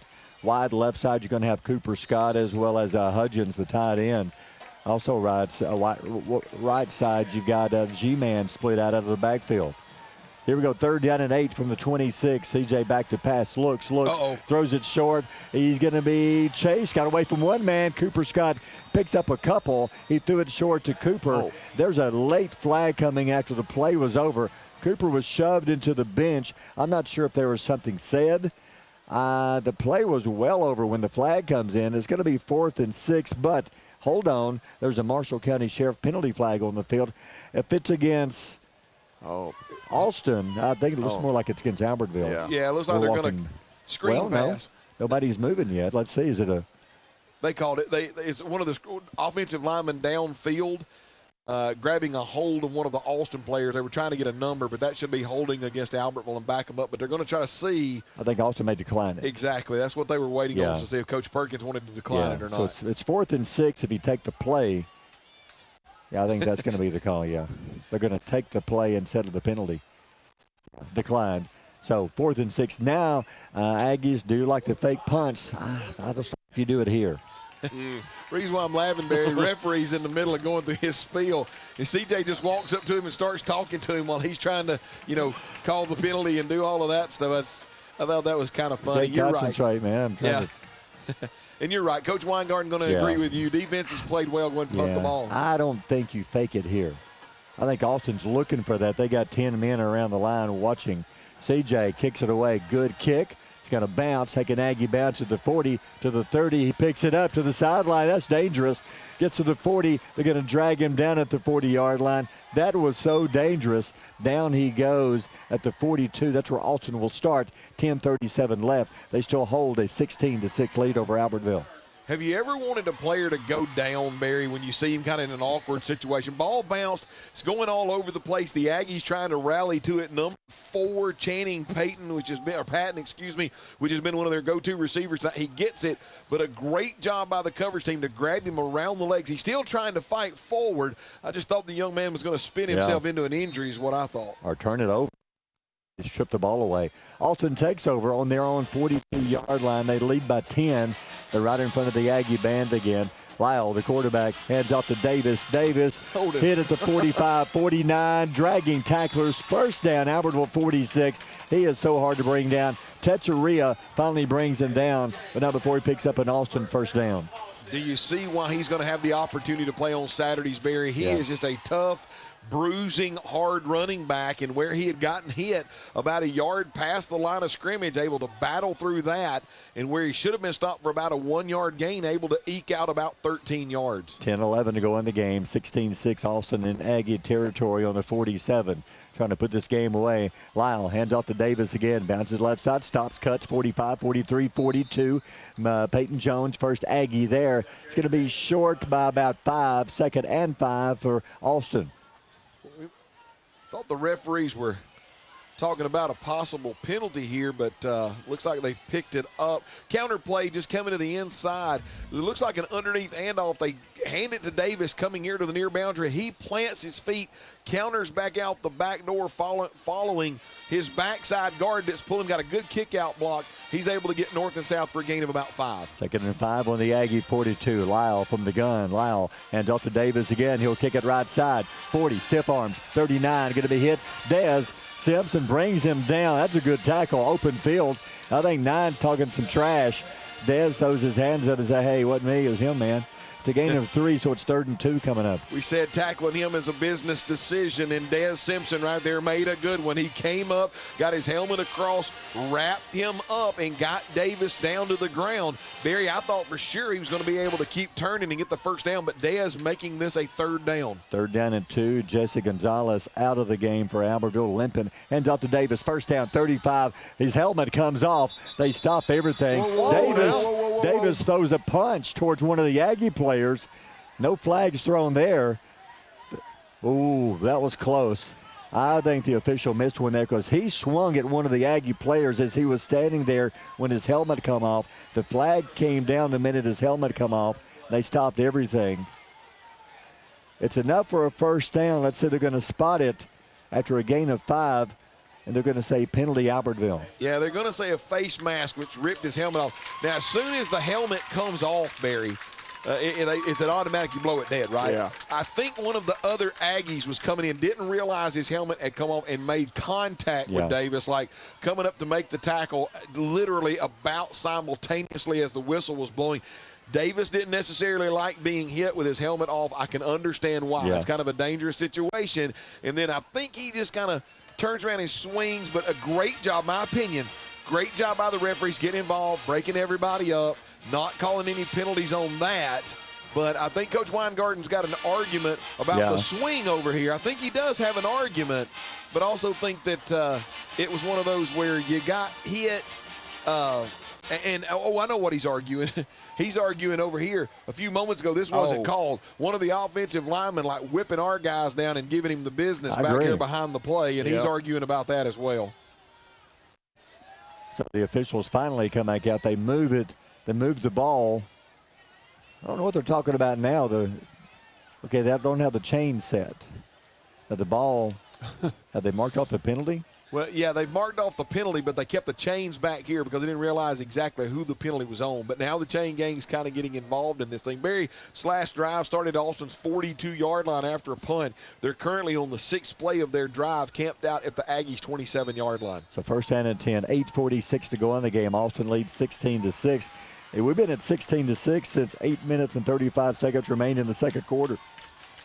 Aggie defense has played great. Lyle now back to the action. The snap. He's going to keep it himself. Straight up the middle. 25. Hit and slung down by Dez Simpson. It's going to be a short gain. Good job by the Aggie defense. They watched him the whole way. Gains 3. It'll be 2nd and 7.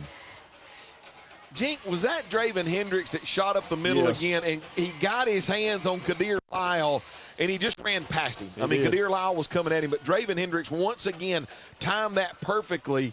And then, Barry, as you said, the other defender able to come in and make a great tackle. But Draven Hendricks has played a well of a game tonight, too. 24-yard line, 2nd down. Lyle hands off. Davis stops, cuts to the middle, lowers his shoulders. 20, 19, 18, 17.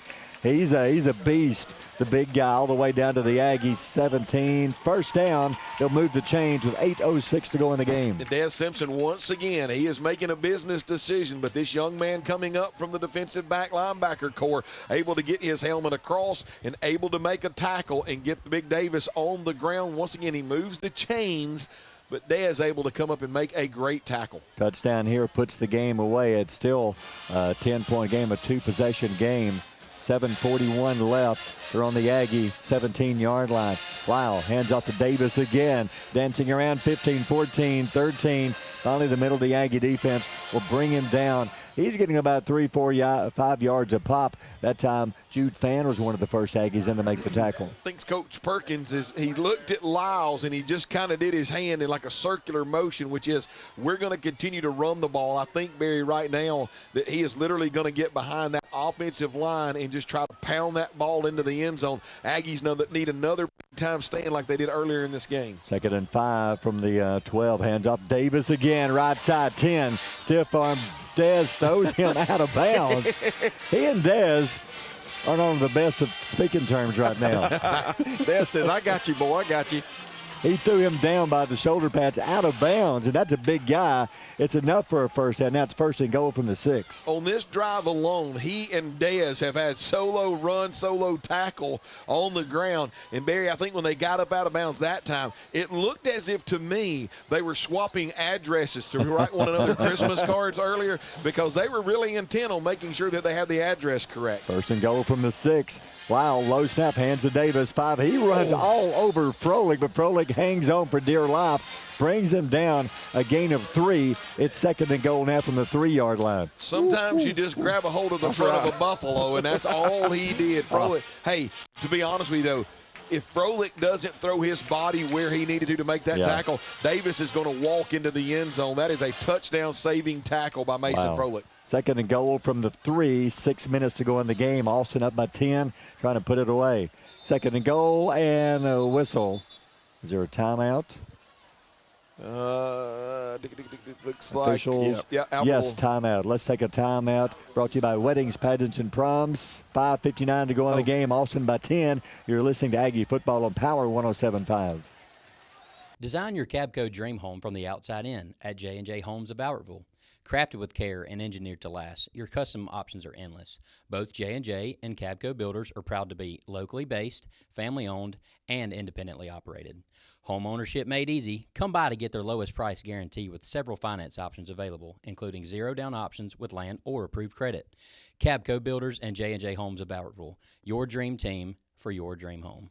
Hey folks, Mark Brickey, Sand Mountain Toyota. There's a lot to consider when buying a truck. Towing capacity, cab space, gas mileage, resale value. When you're talking with your salesman, is he willing to sit behind the wheel of the same kind of truck he claims to stand behind? Here at Sand Mountain Toyota, we buy what we sell. Not only do we stand behind our trucks, we put our own money and trust in Toyota trucks, just like you. Come by and check out our huge selection of popular Toyota trucks. Sand Mountain Toyota, we're more than a dealership. Since 1952, Wilkes Tire and Battery Service has been the place to take your vehicle for service you can trust.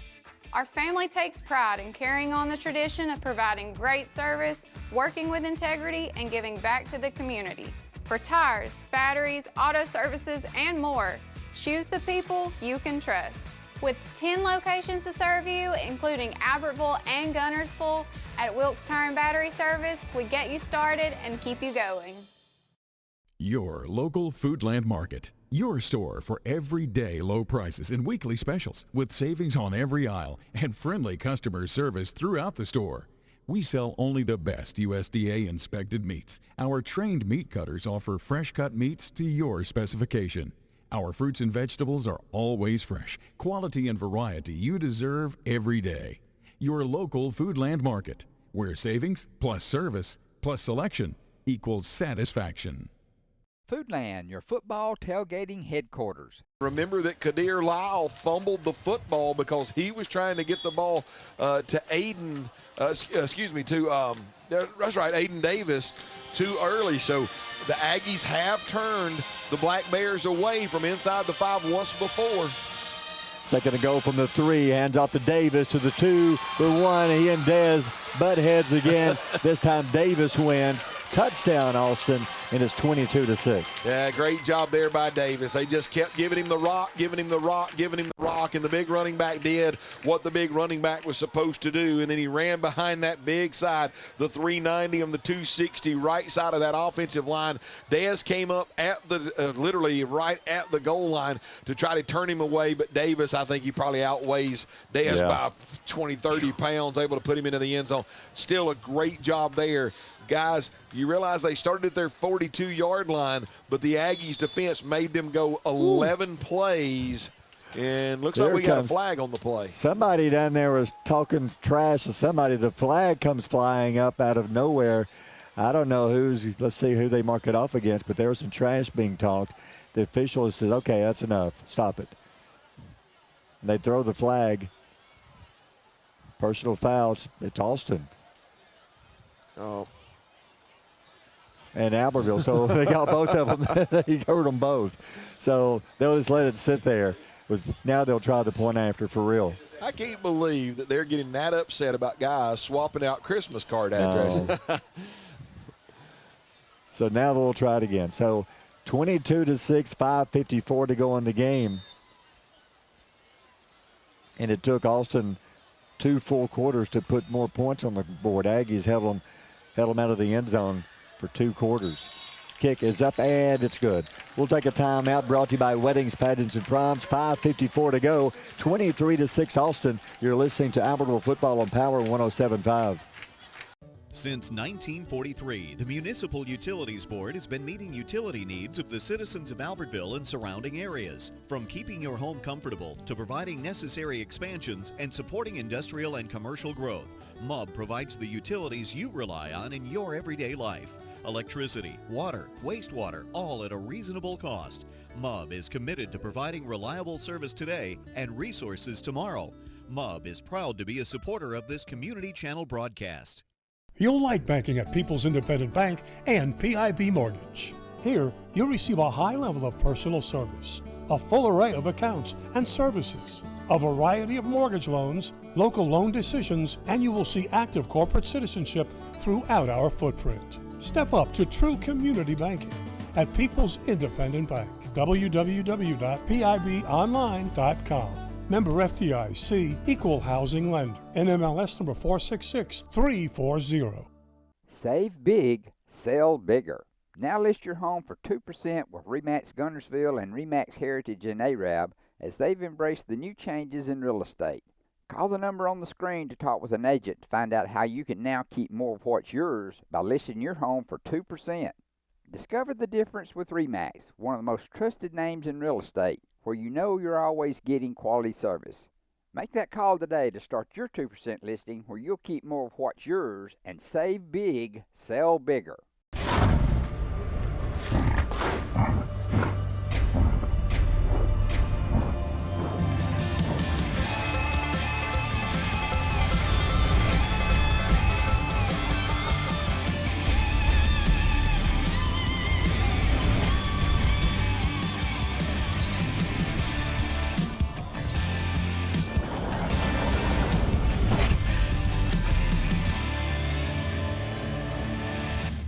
Austin punches it in, puts it away pretty much. Here's your Gilbert and Ball Ford and Albertville scoring update. But man, the Aggies defense has played tough all night long, but you can only kind of hold out a team that's good so long.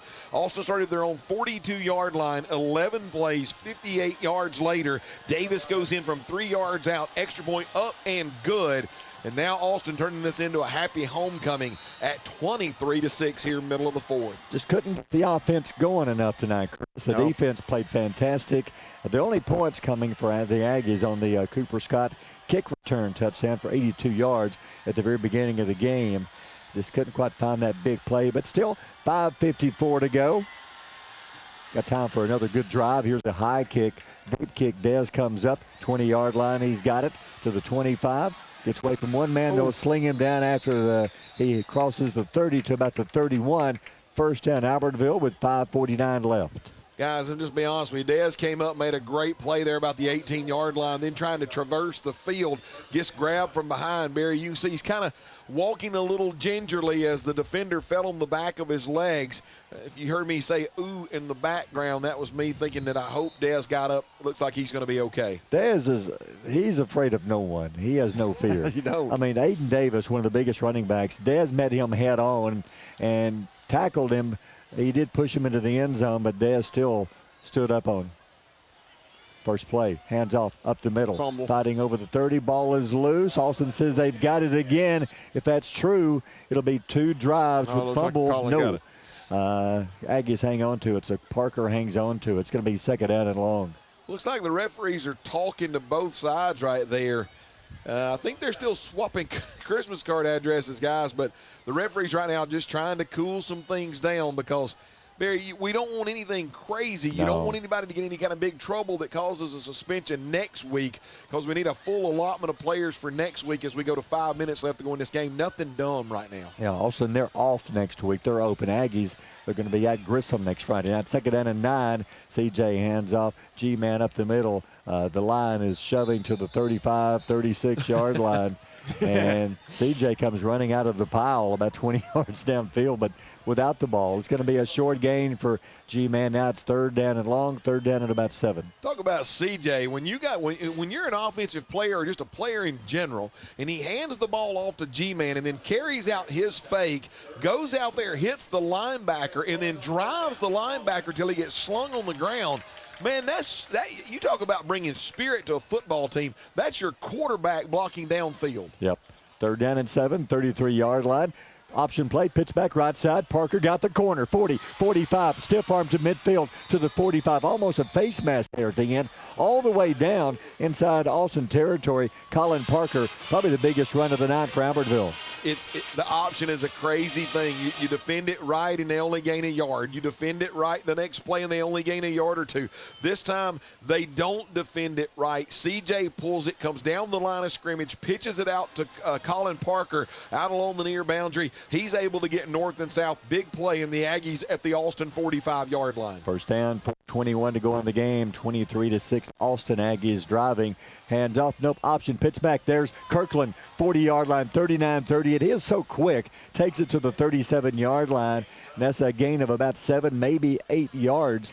And the Aggies moving the ball with time running out. And once again, it's still it's still the starting group out there. CJ once again makes a great read, pulls the ball from the dive, takes one step, knows that he's getting attacked by the defensive end, pitches it out to Jakari. Jakari gets north and south, gain of about 7. How many yards for Parker right now? Yeah, Parker, 15 carries, 44 yards.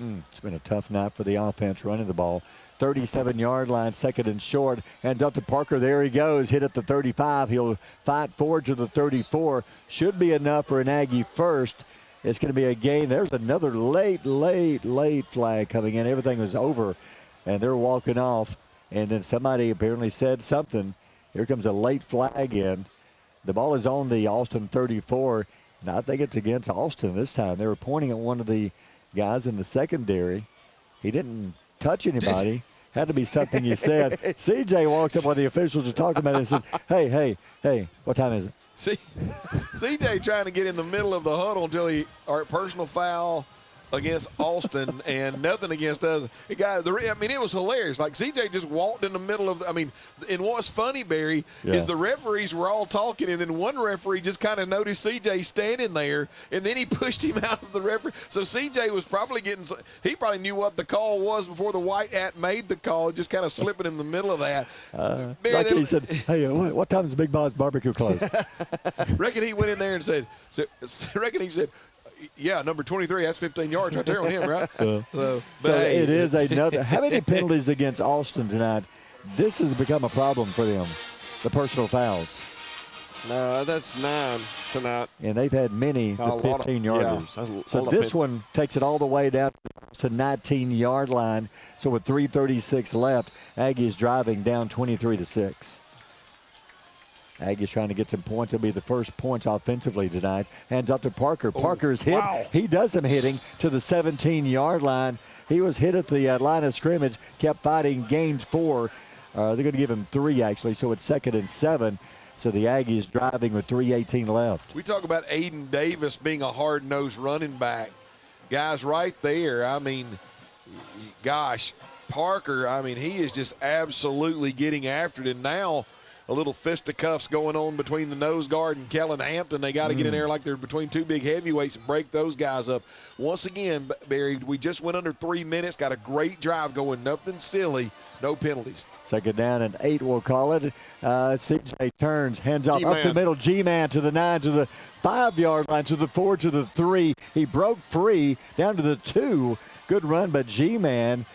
You're saying, where's this been the whole game? I think they got a couple of 2s in the game as far as Austin goes, but still the Aggies are now driving to the 2-yard line. Yeah, and there's a lot of jawing going on the field. The linebackers along with the quarterback, CJ, I think he got into it a little bit right there as did G-Man. But a great run, great read by CJ, hands it off to G-Man. G-Man's able to get into the linebacker core. And then about the time he got stopped, some of his offensive linemen came in and made a rugby scrum and got it forward. First and goal from the 2. CJ, quarterback keeper, up the middle, being pushed, fighting, Touchdown. diving in the end zone.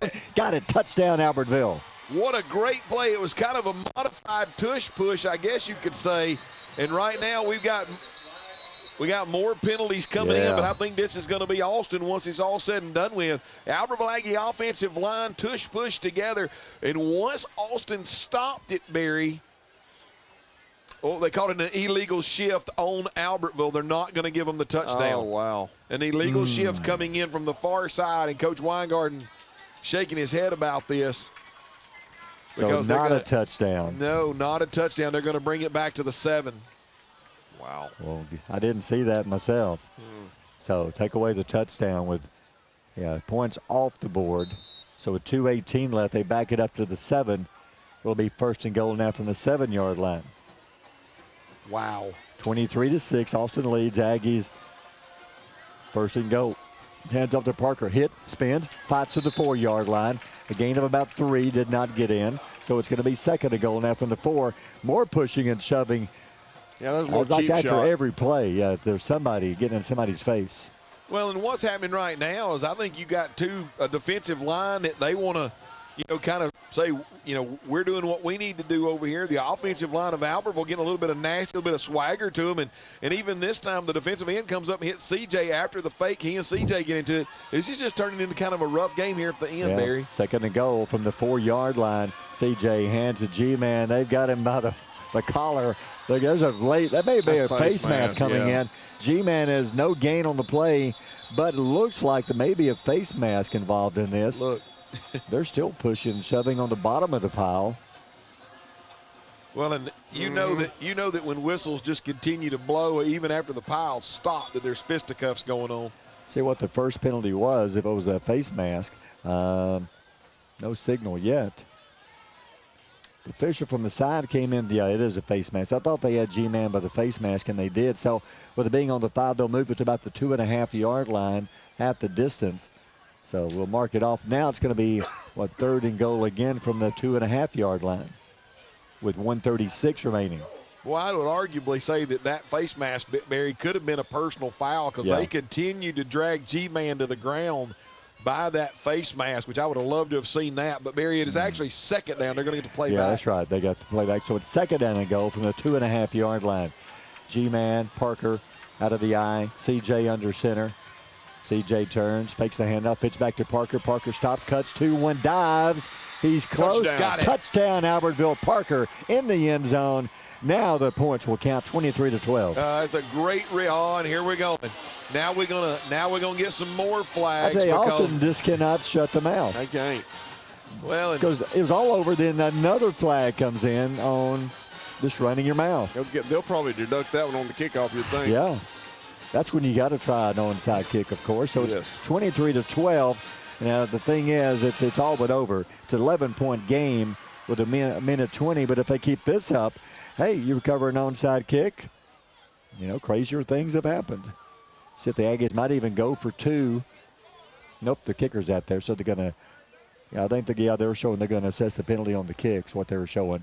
It is a penalty, a personal foul, Austin. That's what. How many of these have been personal fouls against Austin? Let me count them right quick. And it's just from not rough tackling, but it's just talking. Well, just and a little bit of fisticuffs and pushing and shoving and cheap shots, a little bit going on. I mean, 6 of them. 6 personal foul penalties, most coming on this drive. At least 4 of them. So Aggies will try the point after with 1:20 to go in the game. It's 23-12, Austin. The Aggies will try the onside kick because they're going to assess the penalty on the kick. So now for the extra point. First one of the game was blocked, and there's a whistle before the kick. I don't know if the German kicker was scared or not, but, man, he just shot a line drive, and I think that ball ended up going into the field house. I think we're going for 2, guys. Yeah. So we've changed our mind. We're going to try for 2 instead. This is a long 5 minutes here with so many penalties we're having to mark off. And man, Coach Perkins is just shaking his head, and he's shaking his head. I know why. Yeah. Because his defense has literally given up a ton of penalties on this drive that's allowed Albert to pull in, and then now a chance for a 2-point conversion. All right, lining up, going to go for 2. CJ out of the gun. CJ, and there's a whistle before the handoff to Parker. Let's see. Somebody jumped before the snap. I'm not sure what happened. Yeah, offsides. So now that's going to move the ball inside the one. Okay. You know, I love the toughness of this Aggie team, I do guys. too. They're not quitting. Nope. Yeah. And with these personal fouls, you know they're dying to say something back, but I give them a lot of credit for character because Alston talking trash, running their mouth, officials hearing it, throwing the flags. Aggies are not retaliating, and they're just saying, okay, enjoy your penalty. Watch for the tush push here. So now they move it to the 1.5. Here comes a 2-point try, and there's a whistle again before the snap. Now he goes into the end zone, but the whistle came first. Where's the flag at? I don't know. Not sure Now our players come over and they're clapping their hands. So did we move? No, they did. No, they moved again. We scored then. So, or no, the because whistle they came before the snap. Yeah, so they're going to move it again. The ball's now right at the goal line. Any more penalties, you can't move it any further. You can't. It's right at the goal line. The edge of the football is right at the white. It's if somebody said this ball's at the 4-inch line, there's no doubt about it. All right, now we'll try it again. 2-point try. CJ turns, hands off to G-Man. He'll keep fighting. He's in. 2-point try is good. We'll take a timeout. 1:20 left. Timeout brought to you by Weddings, Pageants, and Proms. You're listening to Aggie Football here on Power 107.5. Design your Cabco dream home from the outside in at J&J Homes of Albertville. Crafted with care and engineered to last, your custom options are endless. Both J&J and Cabco Builders are proud to be locally based, family-owned, and independently operated. Home ownership made easy. Come by to get their lowest price guarantee with several finance options available, including zero-down options with land or approved credit. Cabco Builders and J&J Homes of Albertville, your dream team for your dream home. You never know what somebody's going through when they come in the bank. Calling them by name is so very important. Just make a difference in somebody's life today.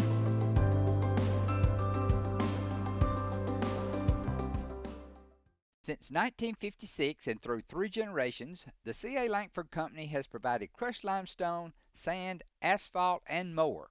From large commercial projects to small jobs and residential needs. For products and services information, call 582-5723 or visit their informative website, calangford.company.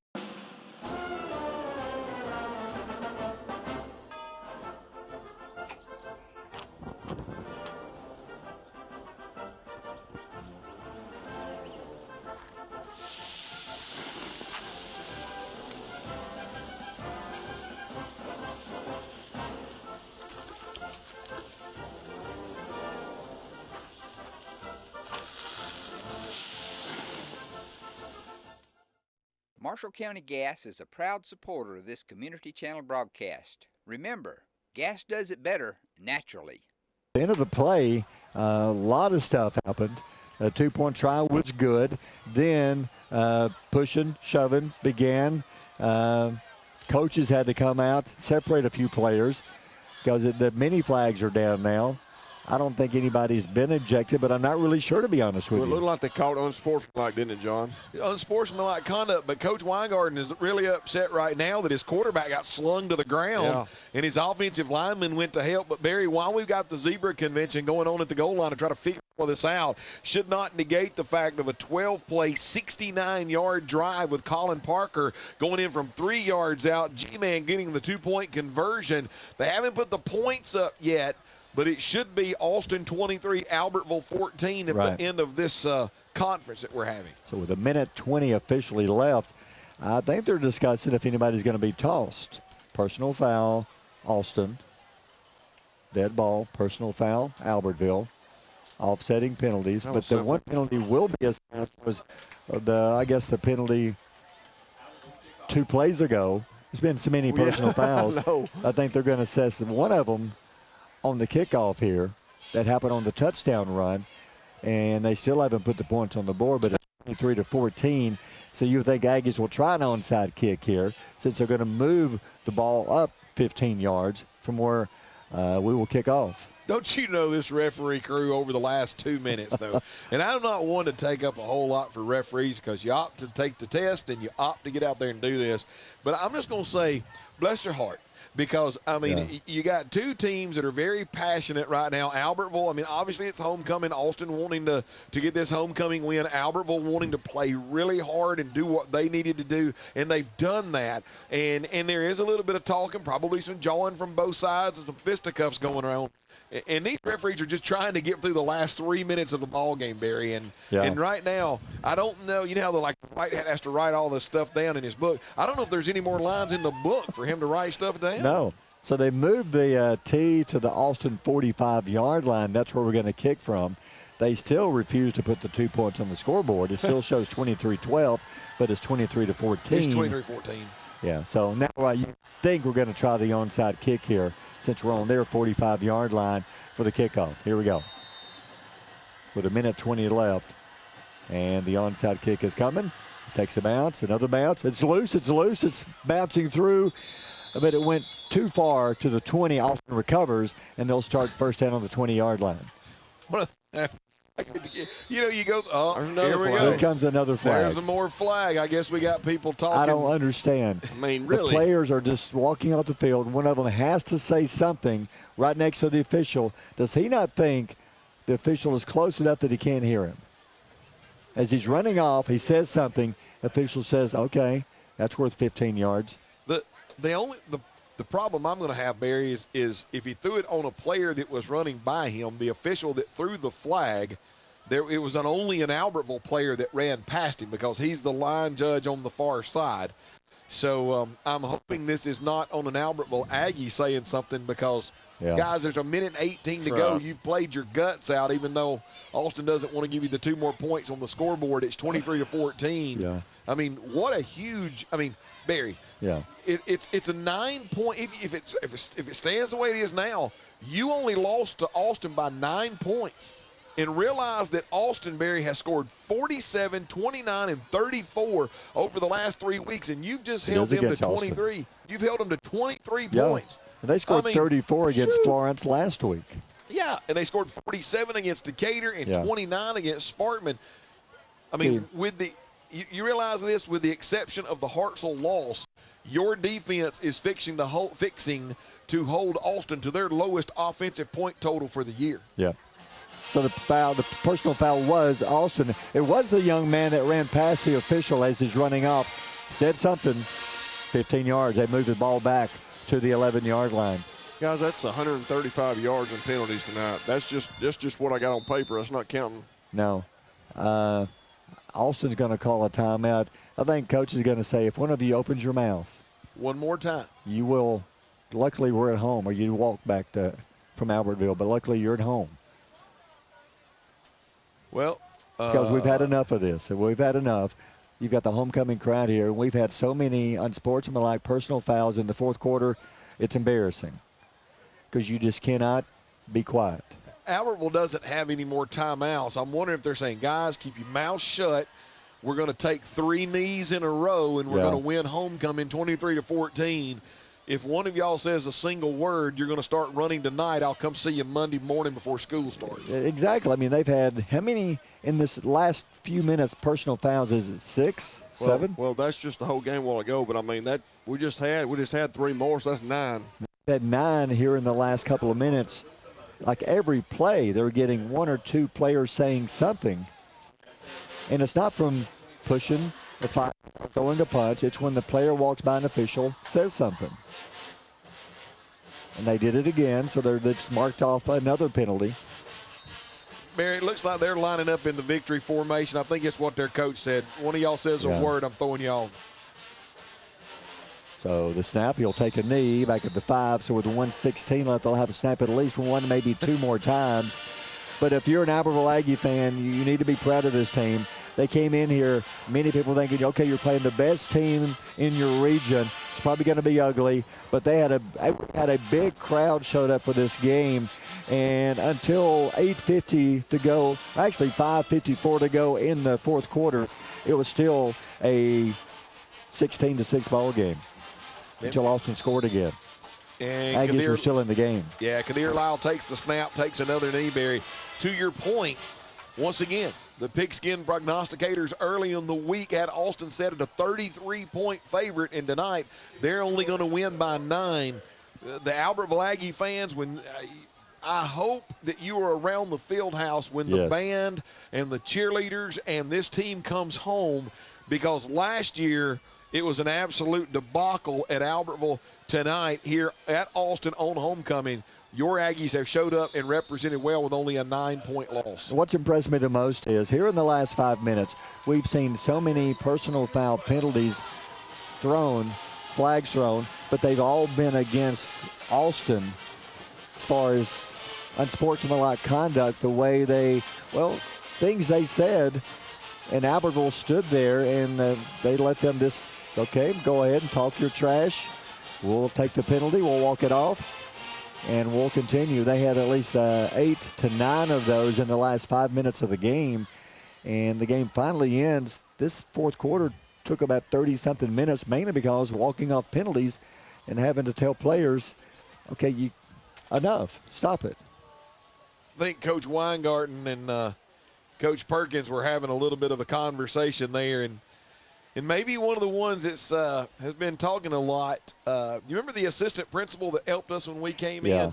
He has got this lone young man for Austin over here by himself shaking hands with the players, but that vice principal standing right beside him as he's shaking the hands, maybe just to kind of calm that young man down a little bit before during the handshake line. Well, you hate to see this. I mean, you've got a good football team here.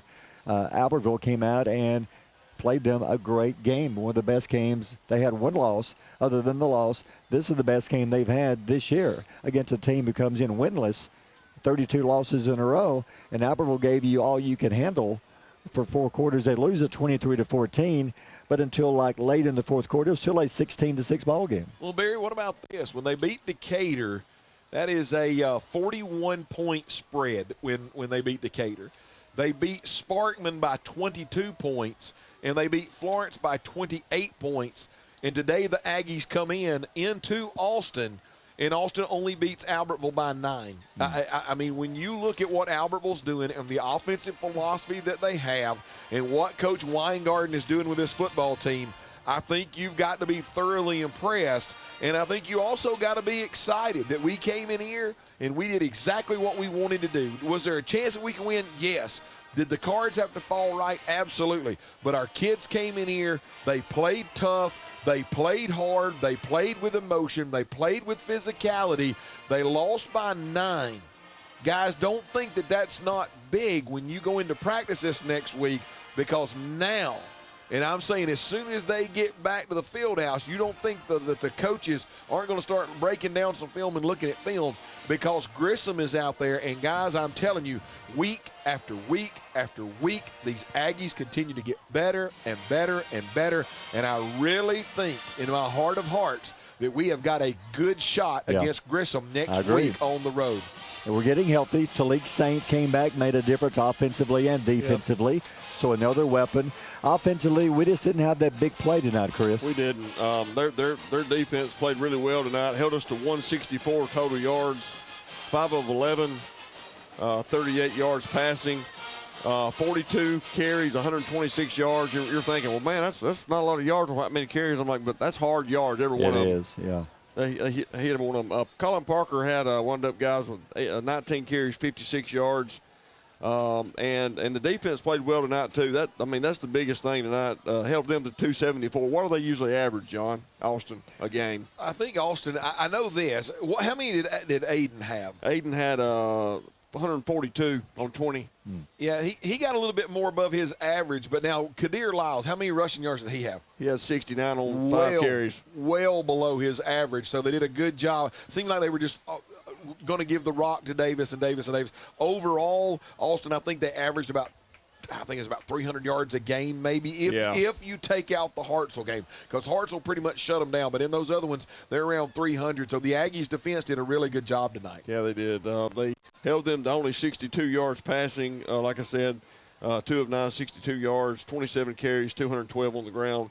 274, so all the way around, a good ball game tonight for the Aggies. Yeah, one big thing, Cooper Scott had 2 interceptions, so we did force. Then he had a kick return for a touchdown, so we forced turnovers, just couldn't do anything with it offensively. Yeah. Hey, I want to say we will not be able to give you the interview with Coach Weingarten, our buddy, our partner, Keith Ball, unable to make it with us tonight. Had some work to do, so we hate it. They'd love to be here, and we missed you, Keith. So we won't be able to bring you a sideline report, but thank you to Gilbert and Ball Ford for sponsoring the sideline report. And next week, Keith should be with us, and I'm looking forward to going to Grissom. I'm with you, John.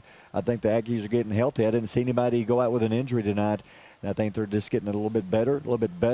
We're just 1 or 2 big plays away from winning a game, and I think it may happen next Friday night. Yeah, and I think next Friday night we already get the whole community of Albertville going to Milton Frank Stadium to support these Aggies next week. Man, I think you need to, because it's always really cool when you turn around, and that Milton Frank's huge, right? It's a large stadium. Yeah. So the more bodies that we can have there, you're going to fill up that stadium because it's already big. But, Barry, I think you'd be crazy not to see that C.J. Zuniga has continued to master this offense, that our kids are continuing to Horizon Communications' archives of local high school sports and school programs now spans decades and generations, covering multiple sports and programs. DVDs of these memorable events make the perfect gift for any occasion, and the cost is simple and affordable.